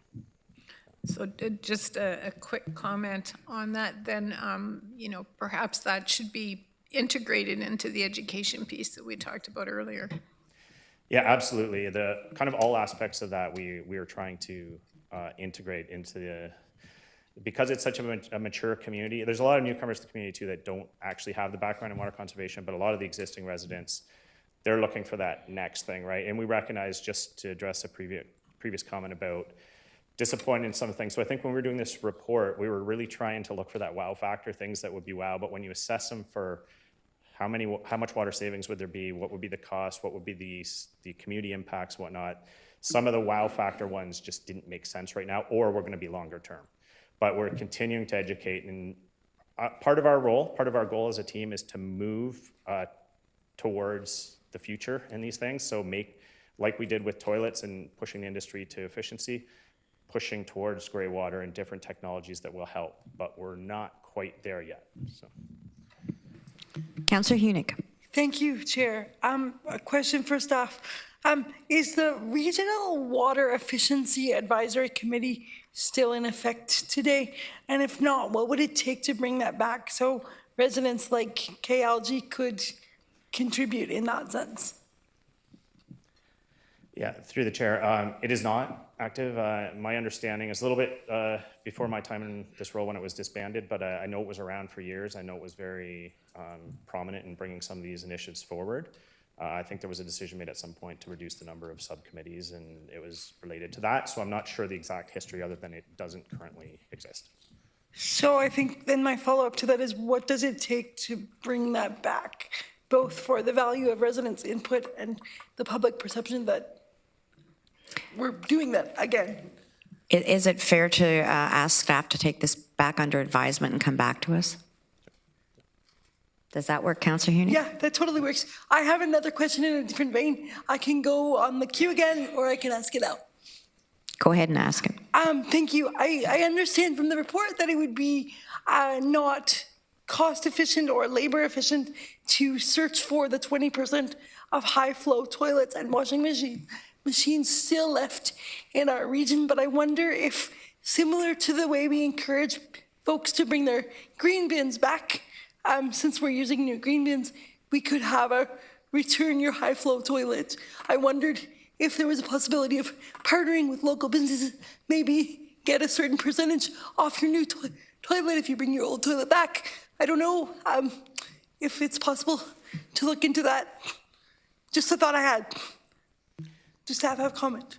Yeah, no, thank you. Through the chair. Yeah, some of these ideas are great. We want to be as creative as we can to find those ones. And so we actually partner with a number of firms. There's not very many, actually. There's only a couple that do these audits, but one of them does that, especially in multi-res settings in lower income buildings. They'll actually do the change out for people and just hands off, take the toilet away, and then they can access some of our funding through the program. So yeah, great idea. We're trying to be as creative as we can because the ones that are remaining are the hardest ones to get at. So we could even offer incentive to change from a 6-liter toilet to a 3-liter toilet for those that are so willing. That would be my thought. And again, I think that would have to come back. Sounds like it has a price tag. So we're talking about dual flow toilets, right, Councillor Vermanovich? Dual flow all the way. That would be awesome. Councillor Gowing.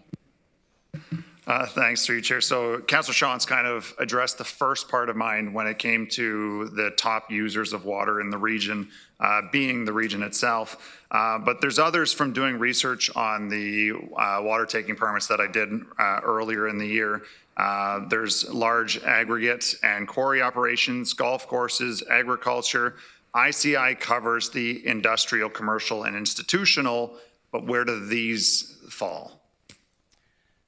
So through the chair, so anything that is on a permit to take water from, that's kind of out of our scope, out of our jurisdiction. We're only focused on those drawing from the integrated urban system. So we focus on those businesses and companies, but we also can do things like education with them and you know, ask them to be good community partners and whatnot. But in terms of their permit to take water, that's with the ministry and not us. So we still focus on those connected to our system and the high water users. I guess maybe going off of what you just said, maybe there is some education that we can put into this as well based on that information, because they are the top 5, let's say, users of water within the region, pulling out from the same areas. I know they're not connected to regional sewers and whatnot, but I'm extremely interested to know if there's something that we can do to reach out to get those high users on board, because that will help in the long term as well, having them on board instead of, and working with some of the regulations that we have in place. I know they're outside of our scope, but maybe there's some way to tie them in that way. Yeah, through the chair, it's a great point, because it brings me back to, so one of my beliefs, having done this for a lot of years, is that you get a lot more wins through asking and voluntary and compliant than enforcing your way out of it. There's fewer wins we can get through enforcing. And when we've asked the community for these things, we get great results. And to your question, one great example is the City of Kitchener golf courses. So through this consultation process, a lot of people raise golf courses and swimming pools and things they see as unnecessary. So we addressed it, and when I spoke to the City of Kitchener, not only do they have a lot of great watering practices in place, but they're coming well under the permit to take water threshold. So they're just be good neighbor type sentiment, and we can do a lot of that through our team. Perfect, thanks. Colleagues, I'm going to go to Councillor McCabe, and then I'm going to call the question. We have another report. I'm cognizant of the time and the fact that a lot of us have other demands on our time. So, Councillor McCabe. Thank you. I wanted to make an amendment to the main motion and to add a C piece to it. I sent it to the clerks. Do you want me to read it? I will. Yeah, just giving them a minute.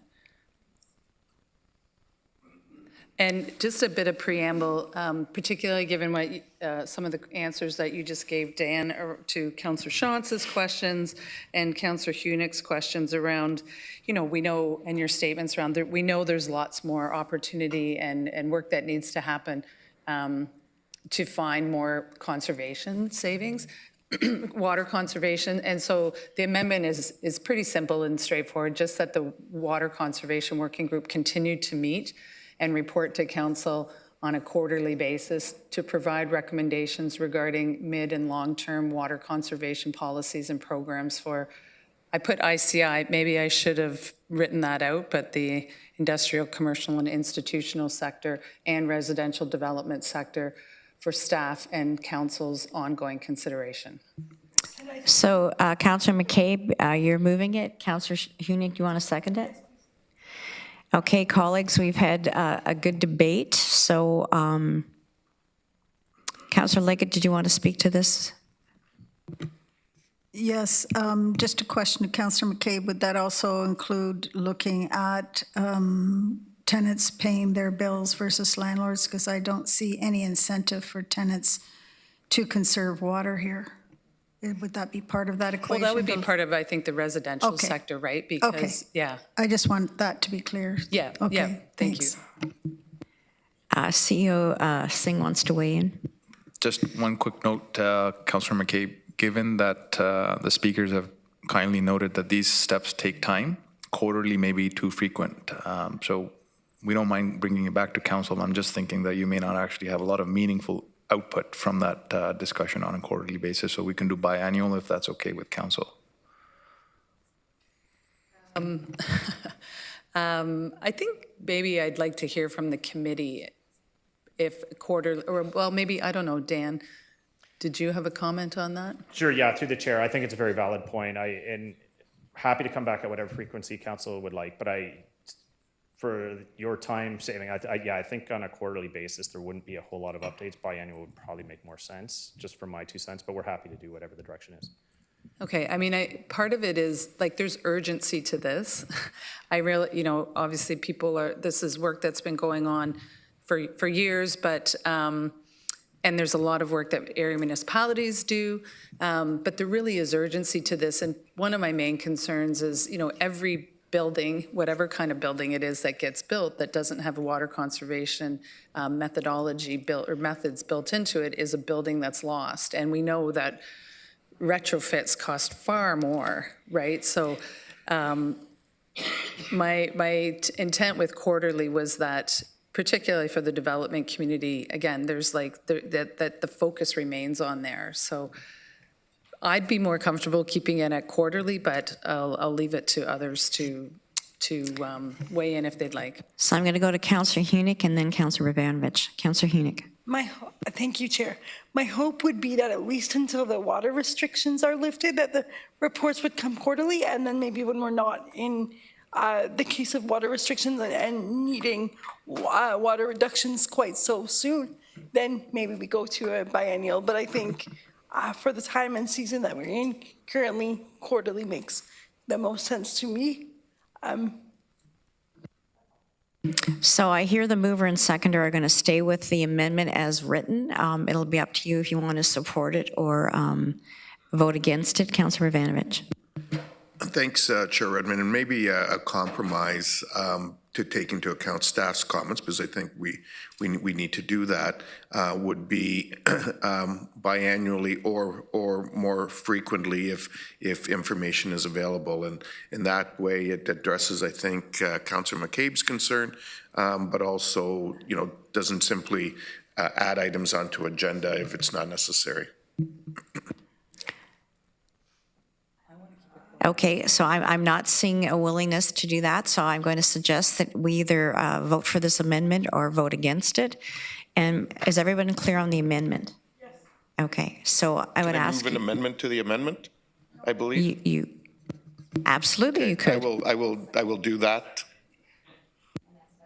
Seconded by Councillor Rodriguez. So we now have an amendment that instead of saying report to council on a quarterly basis, it would say report semi-annually or more frequently if appropriate. Okay, so is everyone clear on what the amendment now is?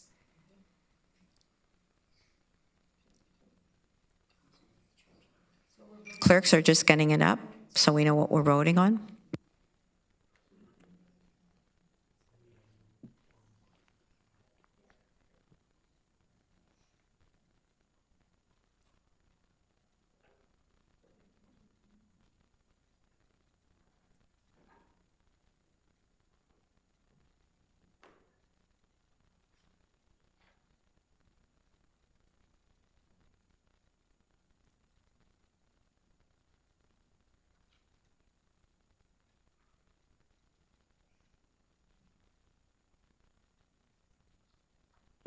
So the amendment we are now voting on is a report to council on a semi-annually or more frequent basis as necessary. So please use your e-scribe to vote.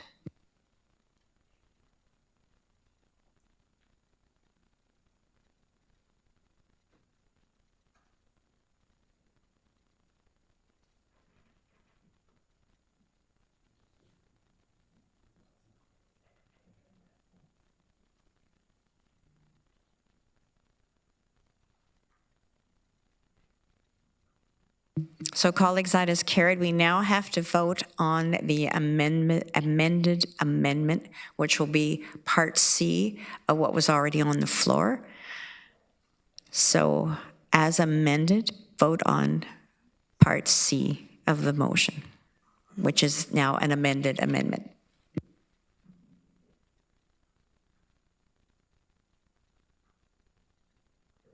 To be clear, so we're voting for basically the same thing again. Okay, For inclusion to the main motion. okay. Belt and suspenders.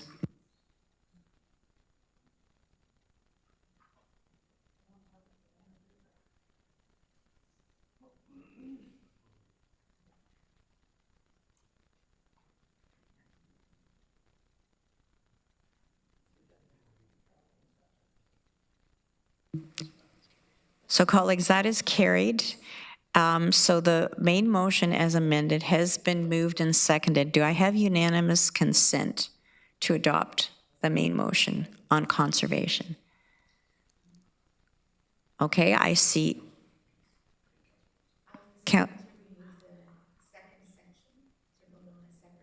Okay, so we do not have unanimous consent. So it has been moved and seconded, and we will now vote on the first and third sections. So please cast your ballot. Is everybody clear on what we're voting on? So A and C.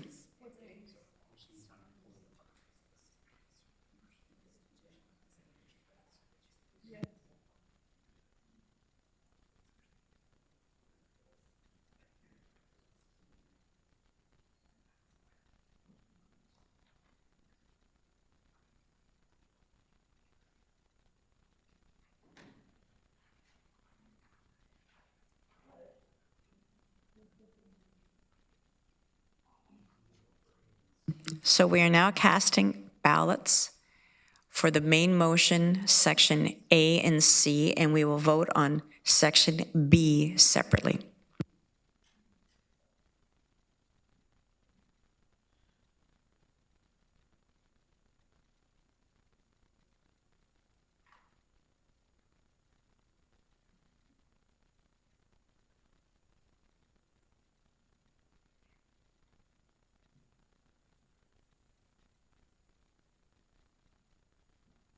Colleagues, that is carried. We will now be voting on section B. Please use your e-scribe to vote.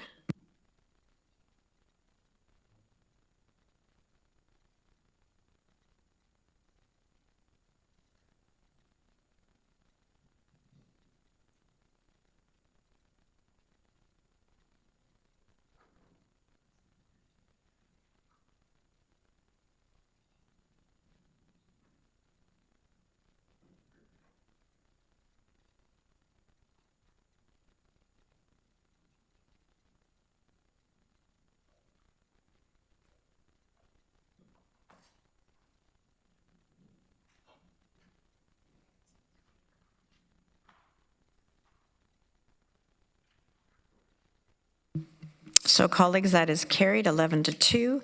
Thank you for a very fulsome discussion. We will now go on to Mannheim Service Area Water Capacity Constraint Short-Term Growth Forecast. And I believe Rod Regier is going to kick this off. Thank you, Chair Redmond. Good morning, Council. Today we will be sharing the results of the Mannheim Service Area Short-Term Forecast developed by Watson & Associates. The forecast was designed to give us a clearer picture of residential demands within the Mannheim Service Area between 2026 and 2031. To determine current market demands, Watson evaluated broader demographic trends, economic factors, and federal immigration policies. It is important to note that this study did not factor in infrastructure constraints such as water availability as a limiting factor. We intentionally wanted to forecast development independent of the capacity constraint to understand the true baseline demands. As you will see in the presentation, we are anticipating lower than average overall growth over the next 5 years, which is largely attributed to the decrease in the region's student populations. However, despite this short-term slowdown, our long-term outlook remains unchanged. We are still on track to reach a population of approximately 1 million residents by 2051. Population growth doesn't occur linearly. We experience periods of accelerated growth, much like we saw between 2021 and 2024, and periods of lower growth, which is what we anticipate over the next 5 years. Taken as a whole, the data continues to show a strong and promising trajectory towards that 1 million population milestone. We have Vlad Petrov from Watson Associates online with us to deliver a presentation, and Ryan Pogrisba, Manager of Growth Management and Data, here to assist with follow-up questions you may have. So over to you, Vlad.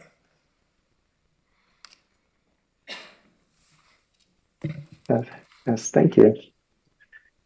And through the chair, it's a pleasure to be here today and to present this study to everyone. So if we go to the next slide. As it was just mentioned, Watson's been working with the region and its area municipalities for well over a decade now on growth management and financial related studies, including the previous 2022 official plan update growth forecast. And since then, the region's developed in collaboration with its area municipalities a forecast that really accounts for changes in provincial planning direction to plan for 1,023,000 people by 2051. And while the region is planning towards achieving this forecast, within the near term, it's important to assess what the recent macroeconomic, immigration, and demographic factors are in consideration of assessing that near-term population outlook for the region as a whole and the Mannheim service area. Next slide. Next slide. Thank you. So some of these near-term economic headwinds that are occurring right now are the federal immigration targets for non-permanent residents being significantly reduced from 7.3% of the national population share from 2024 down to 5% in 2026. And that particularly affects the international students within the country, the province, and the region of Waterloo. At the same time, we're also in this period of a lot of global uncertainty due to elevated and ongoing geopolitical conflicts, which are disrupting energy supplies, such as the US, Israel, and Iran war, in addition to the global trade tensions that we're experiencing with the United States, driven by their protectionist policies. And in addition to all of these macroeconomic factors, we've also experienced higher interest rates since 2022. And all these factors combined have contributed to a slowdown in Ontario's housing market, particularly within the ownership condominium sector. And as a result of all this, the major banks are expecting that GDP growth for the country and the province is going to moderate in 2026. But they're also forecasting that GDP is going to be quite robust and rebound in an inflection point in 2027.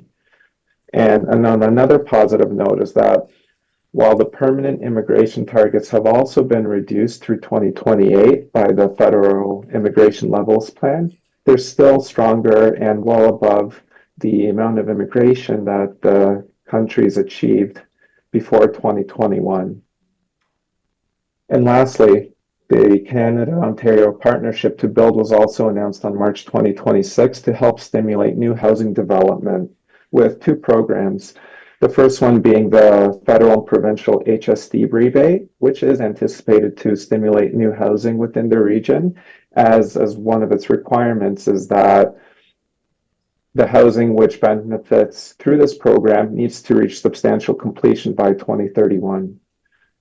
And the other program is the $8.8 billion fund for housing enabling infrastructure projects through DC reductions. But currently, we're still waiting on further information from the province on what the requirements of this program is going to be. So right now, it is not currently known where funding will be prioritized for it or what the short-term impacts of that $8.8 billion fund is. We go to the next slide. So this slide illustrates the long-term trends in permanent immigration to Canada. So over the last 2 decades, Canada's averaged just over 300,000 new permanent residents every single year, with 44% of that settling within Ontario. And those permanent immigration levels really peaked from 21 to 2024, where we saw really strong levels of growth. And since then, the federal government's reduced that permanent immigration target to 380,000 permanent residents a year. And as mentioned on the last slide, even though this is a reduction from the immigration levels plan from a few years back, this amount of permanent immigration is still quite robust and much stronger than the amount of permanent immigration that the Canada and Ontario has achieved before 2021 in support of future population growth. Next slide, please. And the other key component of immigration, international immigration, are non-permanent residents. So what you see here on this figure is that Ontario experienced very strong non-permanent resident growth between 21 and 2024 in those dark blue lines. And in the very last dark blue line, you can see that from 2024 to 2025, there was an outflow of non-permanent residents, and that was largely tied to that reduction of federal immigration targets. And when we look ahead in the lighter lines, we can see that the Ministry of Finance is projecting that there's going to be a continued outflow of non-permanent residents all the way through 2029 before returning to positive growth. And when it comes to the region of Waterloo, we would also anticipate a similar trend in terms of the outflow of non-permanent residents over the next 5 years to 2031. Next 2 slides, please. Thank you. So when we look at what the composition of population growth has been within the region as a whole over the last 2 decades, it's been highly driven by international migration, both through permanent and non-permanent residents. However, the region has also seen steady contribution from intra-provincial migration, which is migration from other areas of the province, particularly the Greater Toronto Hamilton area. And the region's also seen growth from natural increase, which is your difference between births and deaths. And we just want to note that while Statistics Canada does report very strong non-permanent resident growth since 2021, we do believe that it may be somewhat overstated. But that's not taking away from the fact that the region has seen strong growth between those 3 years from 21 to 24. And if you look at the bar on the very right, you can see that in the most recent period of from 24 to 25, growth has slowed considerably due to the outflow of non-permanent residents, similar to the province as a whole. So when we're really looking ahead at that next 5-year period from 2026 to 2051, we do see that population growth in the region still going to be expected to be driven by permanent international migration, migration from other areas of the province, such as the Greater Toronto Hamilton area, and natural increase as well. While when we look at non-permanent residents, we still do expect there to be an outflow of them over the majority of the next 5 years. Next slide. This slide illustrates the amount of new occupied housing units that the region accommodated over the last decade. So over that 10-year period, the region averaged 4,700 new occupied housing units every single year, of which 80% were located within the Mannheim service area. And these housing levels really peaked in 2023. And in line with all these macroeconomic factors and that increase in interest rates since that started occurring in 2022, we've really started to see this recent slowdown in housing activity since that peak. And you're not alone in this, because this has been experienced in many other jurisdictions across Ontario as well. And we're seeing this decrease happen across all housing types, but particularly that high-density condominium sector has seen a particularly strong decrease in demand. But notwithstanding this, we still do see that the region will continue to experience strong demand for a range of new housing options, both by structure type and tenor, so that being your ownership and your rental housing. over the next 5 years. Next 2 slides, please. So when we're assessing population growth and within the region of Waterloo, it's also important to understand what's occurring within the broader area, because the region's growth is closely tied to both its own economy and the strength of that wider regional area of the Greater Golden Horseshoe. So in the near term, we do see that population growth across Ontario and the Greater Golden Horseshoe and the Greater Golden Horseshoe Outer Ring is expected to be slower than what we've experienced over that past decade. But having said that, I think the positive outlook from this is that the Greater Golden Horseshoe Outer Ring remains one of the fastest growing parts of the province over the short term, so the next 5 years, and over the long-term planning horizon out to 2051. And within the Greater Golden Horseshoe Outer Ring, the region of Waterloo does stand out as a strong growth area, and it's well positioned to capture a significant share of that outer ring growth over the next 5 years and over the next 25 years to 51 to achieve that, to plan for that population of 1,023,000 people. Next slide, please. So this figure illustrates that the region's population growth outlook is out to 2031. In the dark blue line, the region's population grew at an annual growth rate of 1.7% from 2016 to 2026. And when we look forward, we do think that the region's distinction as this really complete and competitive community within this very diverse and growing regional Greater Golden Horseshoe economic area really continues to represent a key driver of future economic success and a driver of population growth into the region. So accordingly, over the next 5 years, in the dotted lighter line at the bottom, as you can see, the region is forecast to grow at an annual growth rate of 1.2%, adding 40,000 new residents and reaching 698,000 people by 2031. And I think it's important to note that this incremental population outlook is generally consistent with what the Ministry of Finance is projecting for the region, with an outlook of 37,000 people over that 5-year period. And just another small important distinction is that in the very top line, the dotted orange line, that's the Ministry of Finance population projection. And we just want to note that we've not used the ministry's 2026 population base because we do believe that it's been overstated based on a review of housing activity, school enrollment trends, as well as international student trends that don't seem to support such an increase of population growth to 2026. Next slide, please. So here we see that over the past decade, the region achieved 4,700 new occupied housing units on average. And looking ahead to accommodate those 40,000 people over 5 years, the region is forecast to add on average 4,100 units per year. And again, this is just the annual average, but it would differentiate on a year-over-year basis.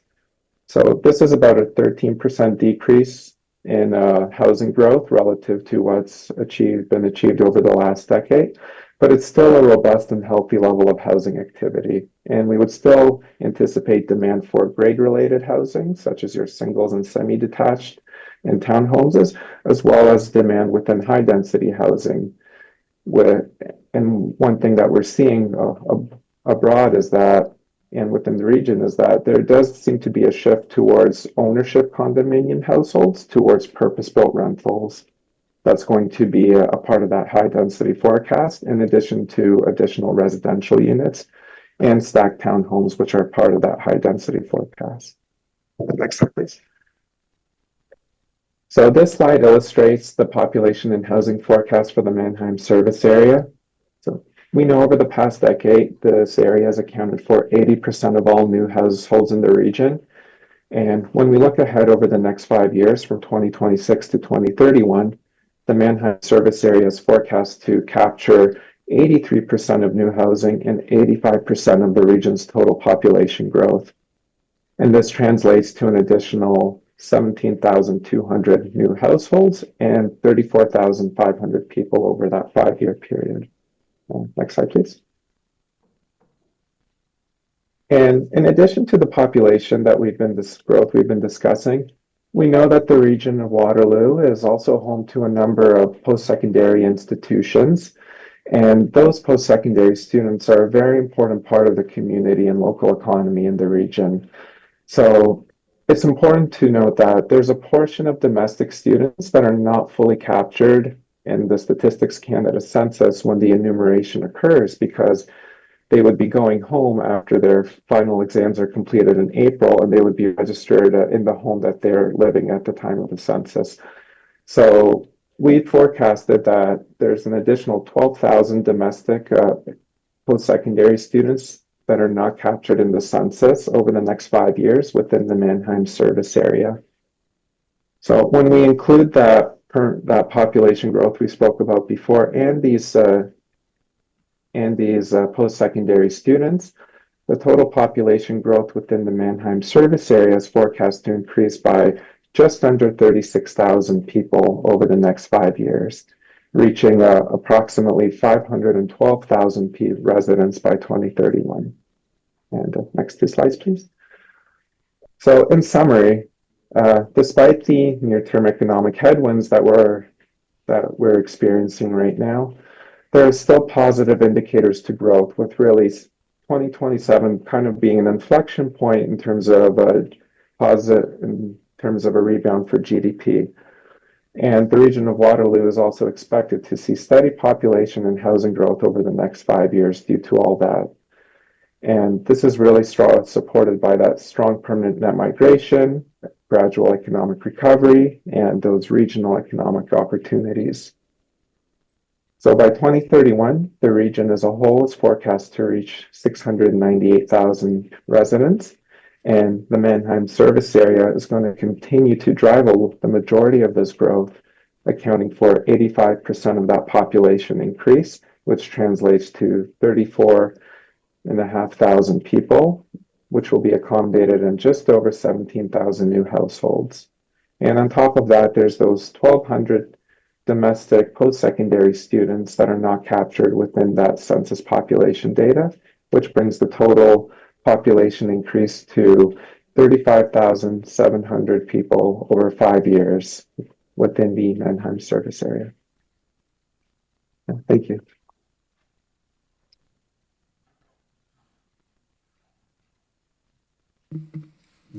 Thank you very much. We do have some questions. Councillor McCabe. Thank you very much, and thank you for the information in the report. So I just want to make sure I understand a couple of things here, because the report highlights that between 2026 and 2031, the Mannheim service area is projected to grow by 34,500 people, or 17,200 housing units, and the current engineering work by the region will bring on new water supply in the 100 liters per second by the end of 2026. So in other words, by the end of 2026, at least 100 new liters, or 100 liters per second will be brought online, which corresponds to the population water demand for 35,000 people. Correct? Like that all lines up. And my question is, given that, will regional staff, will you recommend temporarily reducing the 20% resiliency factor to allow forward-facing development agreements to proceed based on those numbers? Pam, do you want to take this one? Oh, okay. I was looking. Yeah, thank you. Through you, the chair.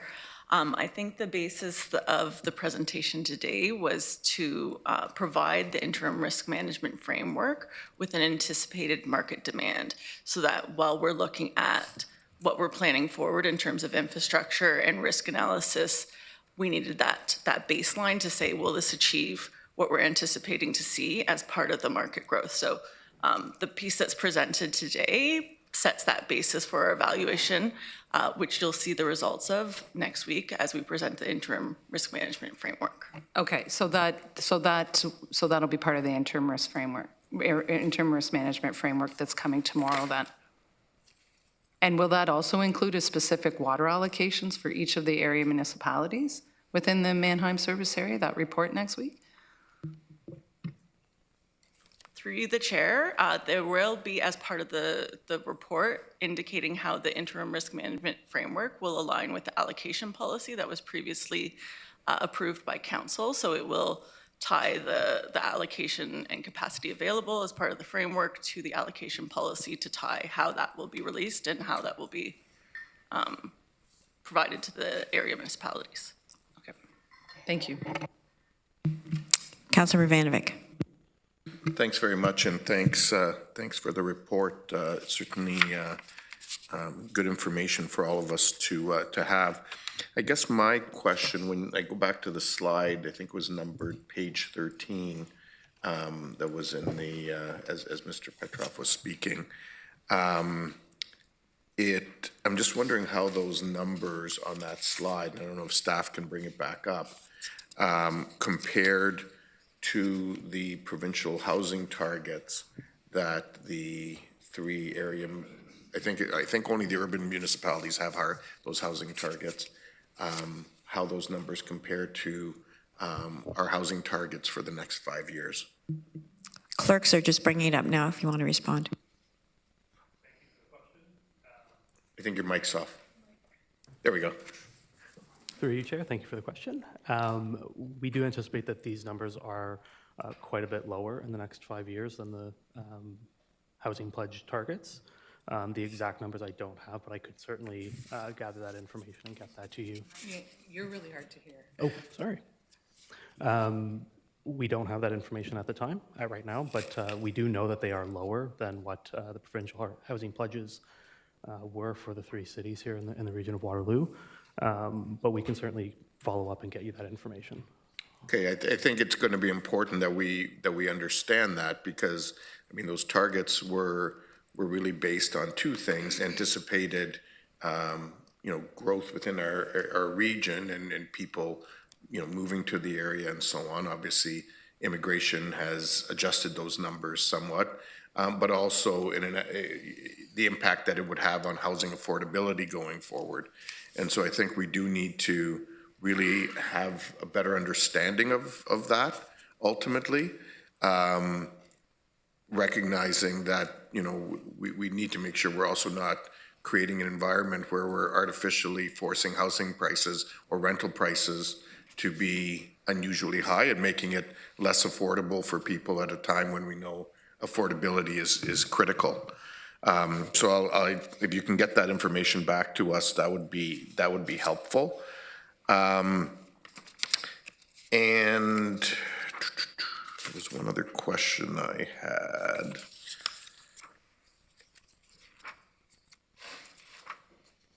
I'll come back to it, Madam Chair.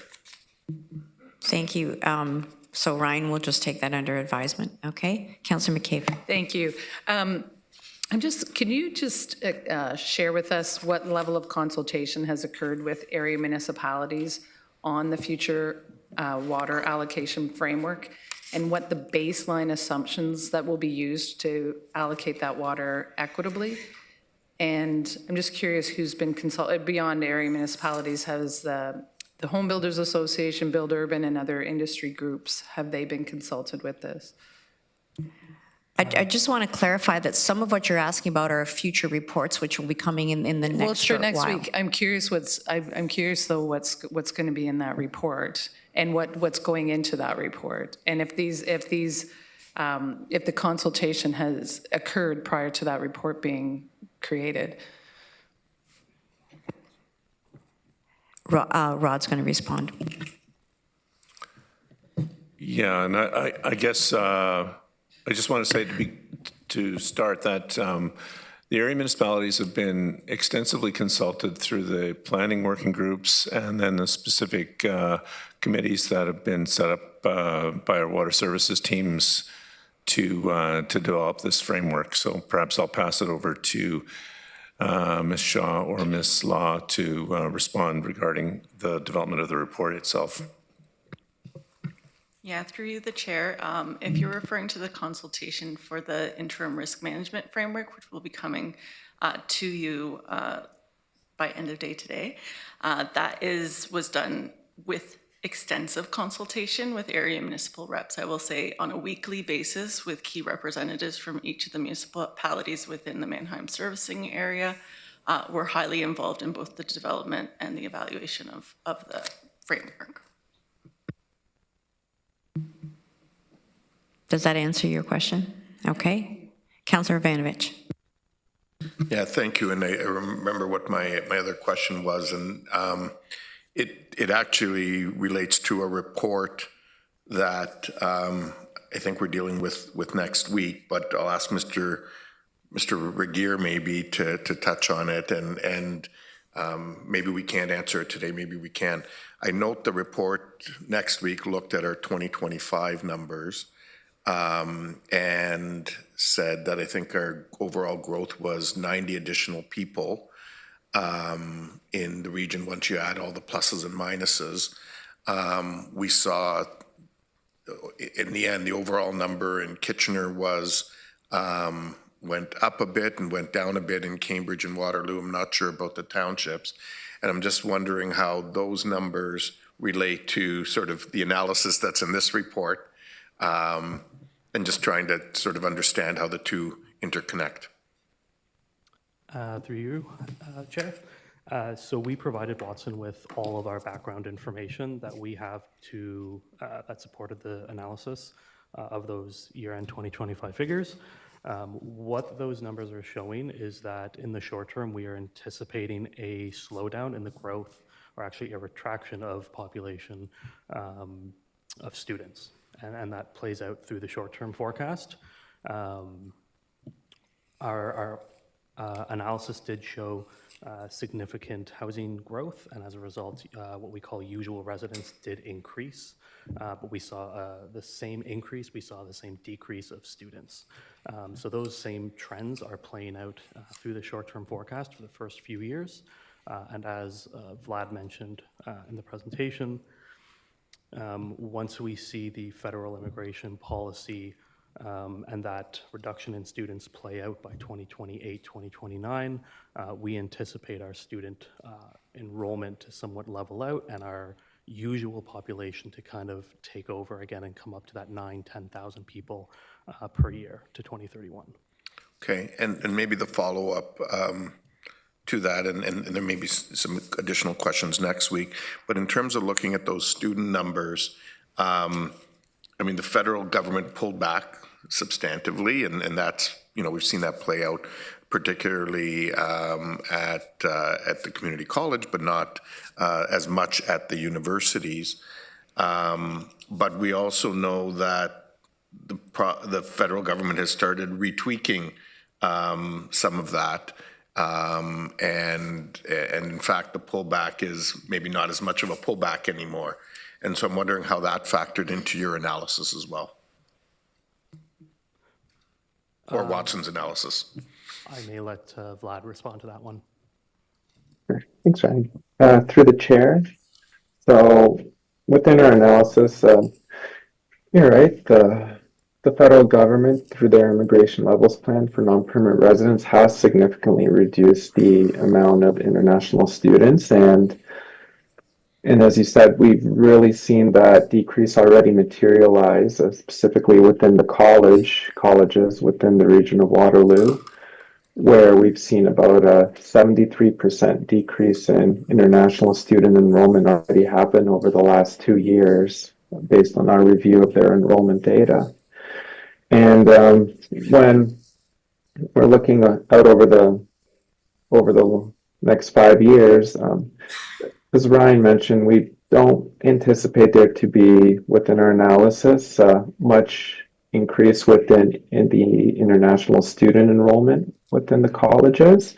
But I think this is something that's going to be important to monitor as further announcements come out from the federal government and direction from them on how they change if they change their immigration policy. But as of the time of when we undertook this analysis, we're anticipating that there's still going to be a outflow of non-permanent residents over the next few years, but a large share of that total outflows already occurred within the colleges over the last 2 years. But we do expect that over the long term that the amount of international students and non-permanent, which are captured through non-permanent residents, would start to rebound and have a positive growth somewhere towards the tail end of that 5-year forecast around the 2029 to 2031 period. Okay, thank you. Thank you for that. And I note that the comment around monitoring it, because I think there's two things at play. Yes, the international numbers are down. I also understand some of the domestic numbers are actually up, so we'll need to factor that in and what impact that has on the population base locally.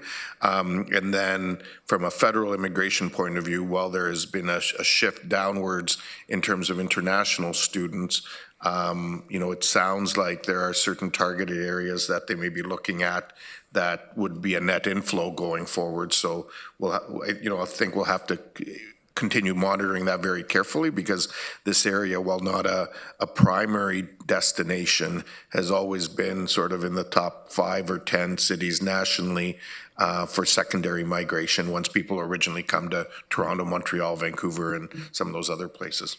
Thank you. And just to add a comment to your last comment, that's not a new trend. That's decades old, that we're very high on secondary migration numbers. I'm going to go to Councillor Shantz, and then I'm going to move on with the agenda, but I will allow time at the end before adjournment if anybody comes up with another question. I just want to make sure we still have quorum when we get to the end of this. So Councillor Shantz. Thank you. Thanks for the presentation. I appreciate that this is about sort of trends and population, and maybe this will be a question for next week, but I'll try to frame it. So we're looking at less of an increase in population by 2031 than we would have predicted a year ago. So that's come down. We're doing a risk assessment that's based on actual development that's in the pipeline, I believe. So how do you connect those two in terms of projecting what we need for water and how we'll allocate that? Like, how do you bring those two pieces together?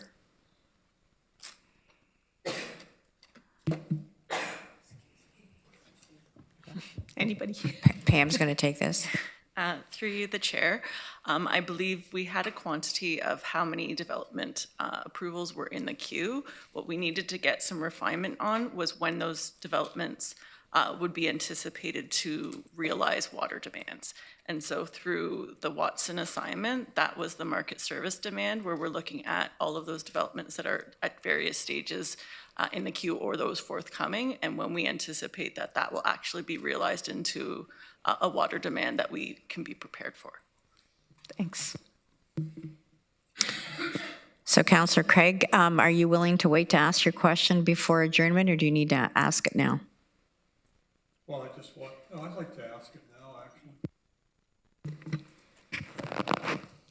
actually. I'm looking at all of this information that we're getting with regards to the time period from now to 2/31 and the breakdown of a number of different factors. My concern really lies in terms of the economic issues within the region with regards to a comparison of the economic development in KW versus Cambridge. Do you have any comments about that in terms of what you see? Are they both area communities progressing at the same rate?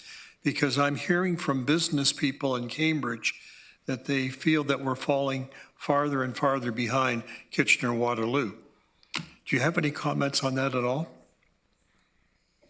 So I'm not sure who, this was a population tracking. Well, I realize that, but I mean, I think we have to break this down a bit more and look at some of the economics. I've brought this up before in a very nice way, and I'm bringing it up again.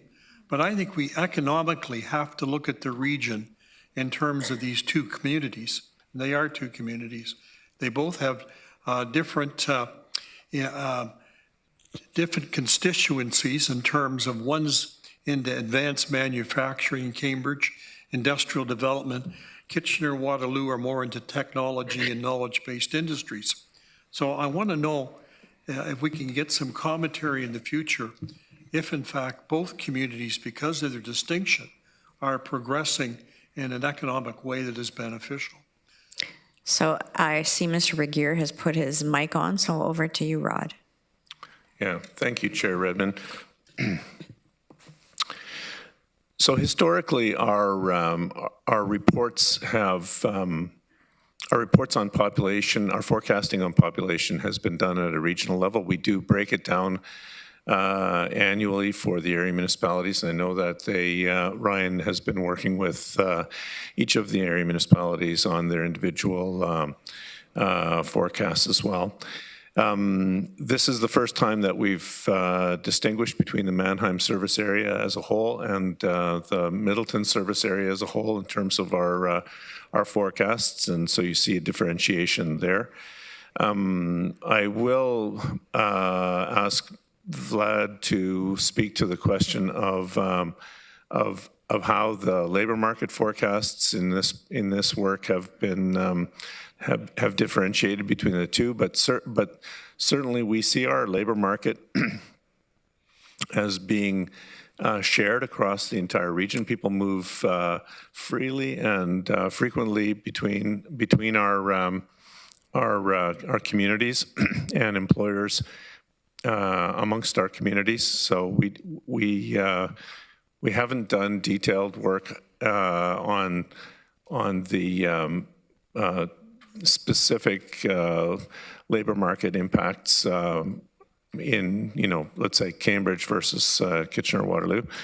But I'm wondering if I could ask Vlad to speak to the question of how the different labor markets might perform in this and affect this particular forecast.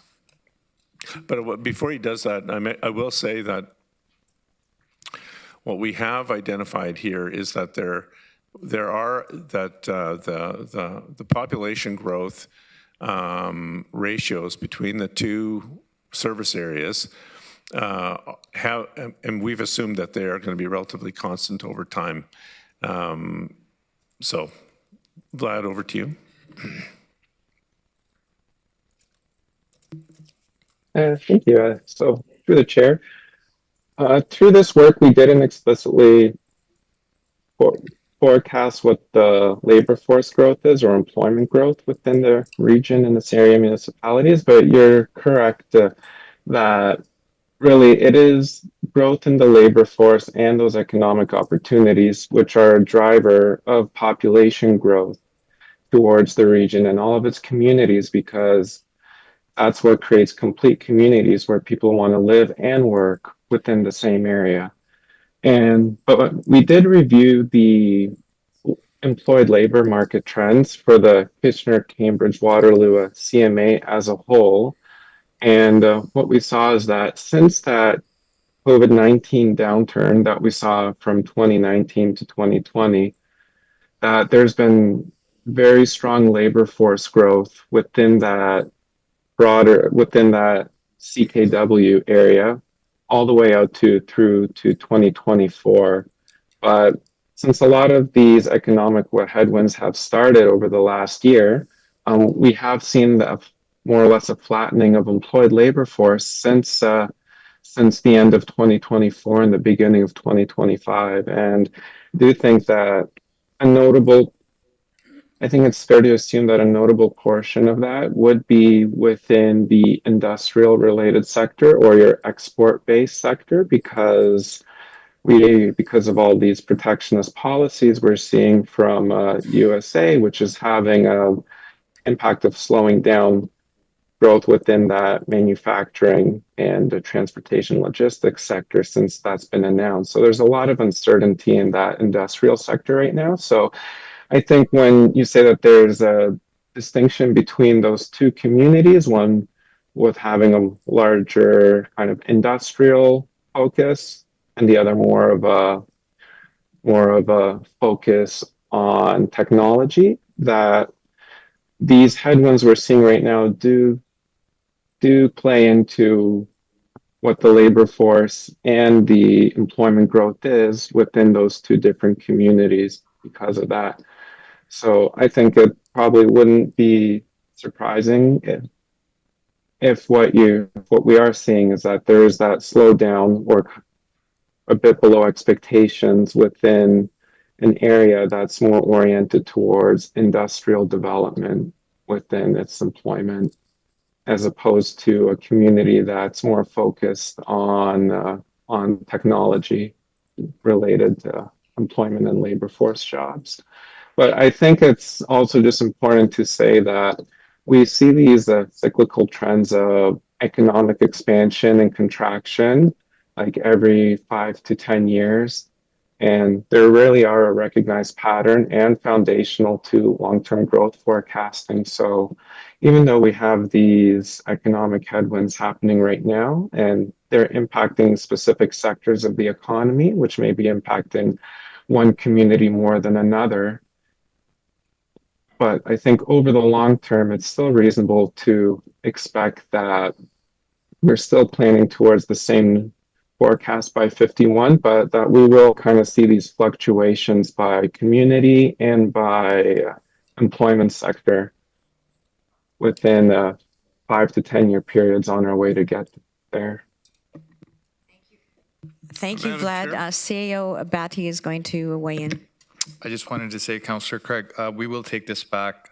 It seems like we do have a gap in understanding of that distinction, so we'll take it back and respond back to council with perhaps a little more detailed assessment of this. Yeah, that's exactly what I'm asking for.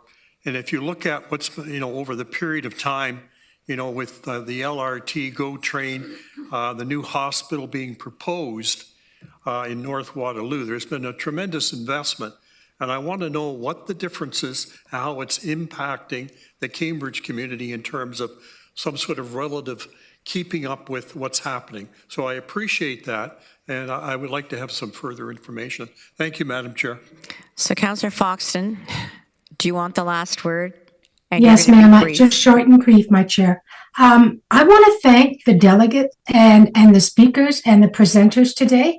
This has been a really good picture they've given us of some real good data and staff working with them to do this. So I just wanted to thank everybody. It's great. It was a great presentation all around.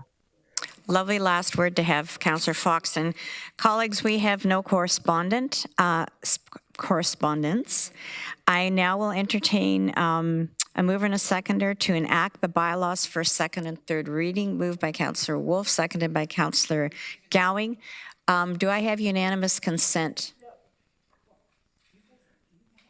I see no objections, so the bylaws have been passed. Are there any further questions? Seeing none, I'll now entertain a motion to adjourn, moved by Councillor Rodriguez, seconded by Councillor Wolf. Do I have unanimous consent to adjourn? Thank you all very much.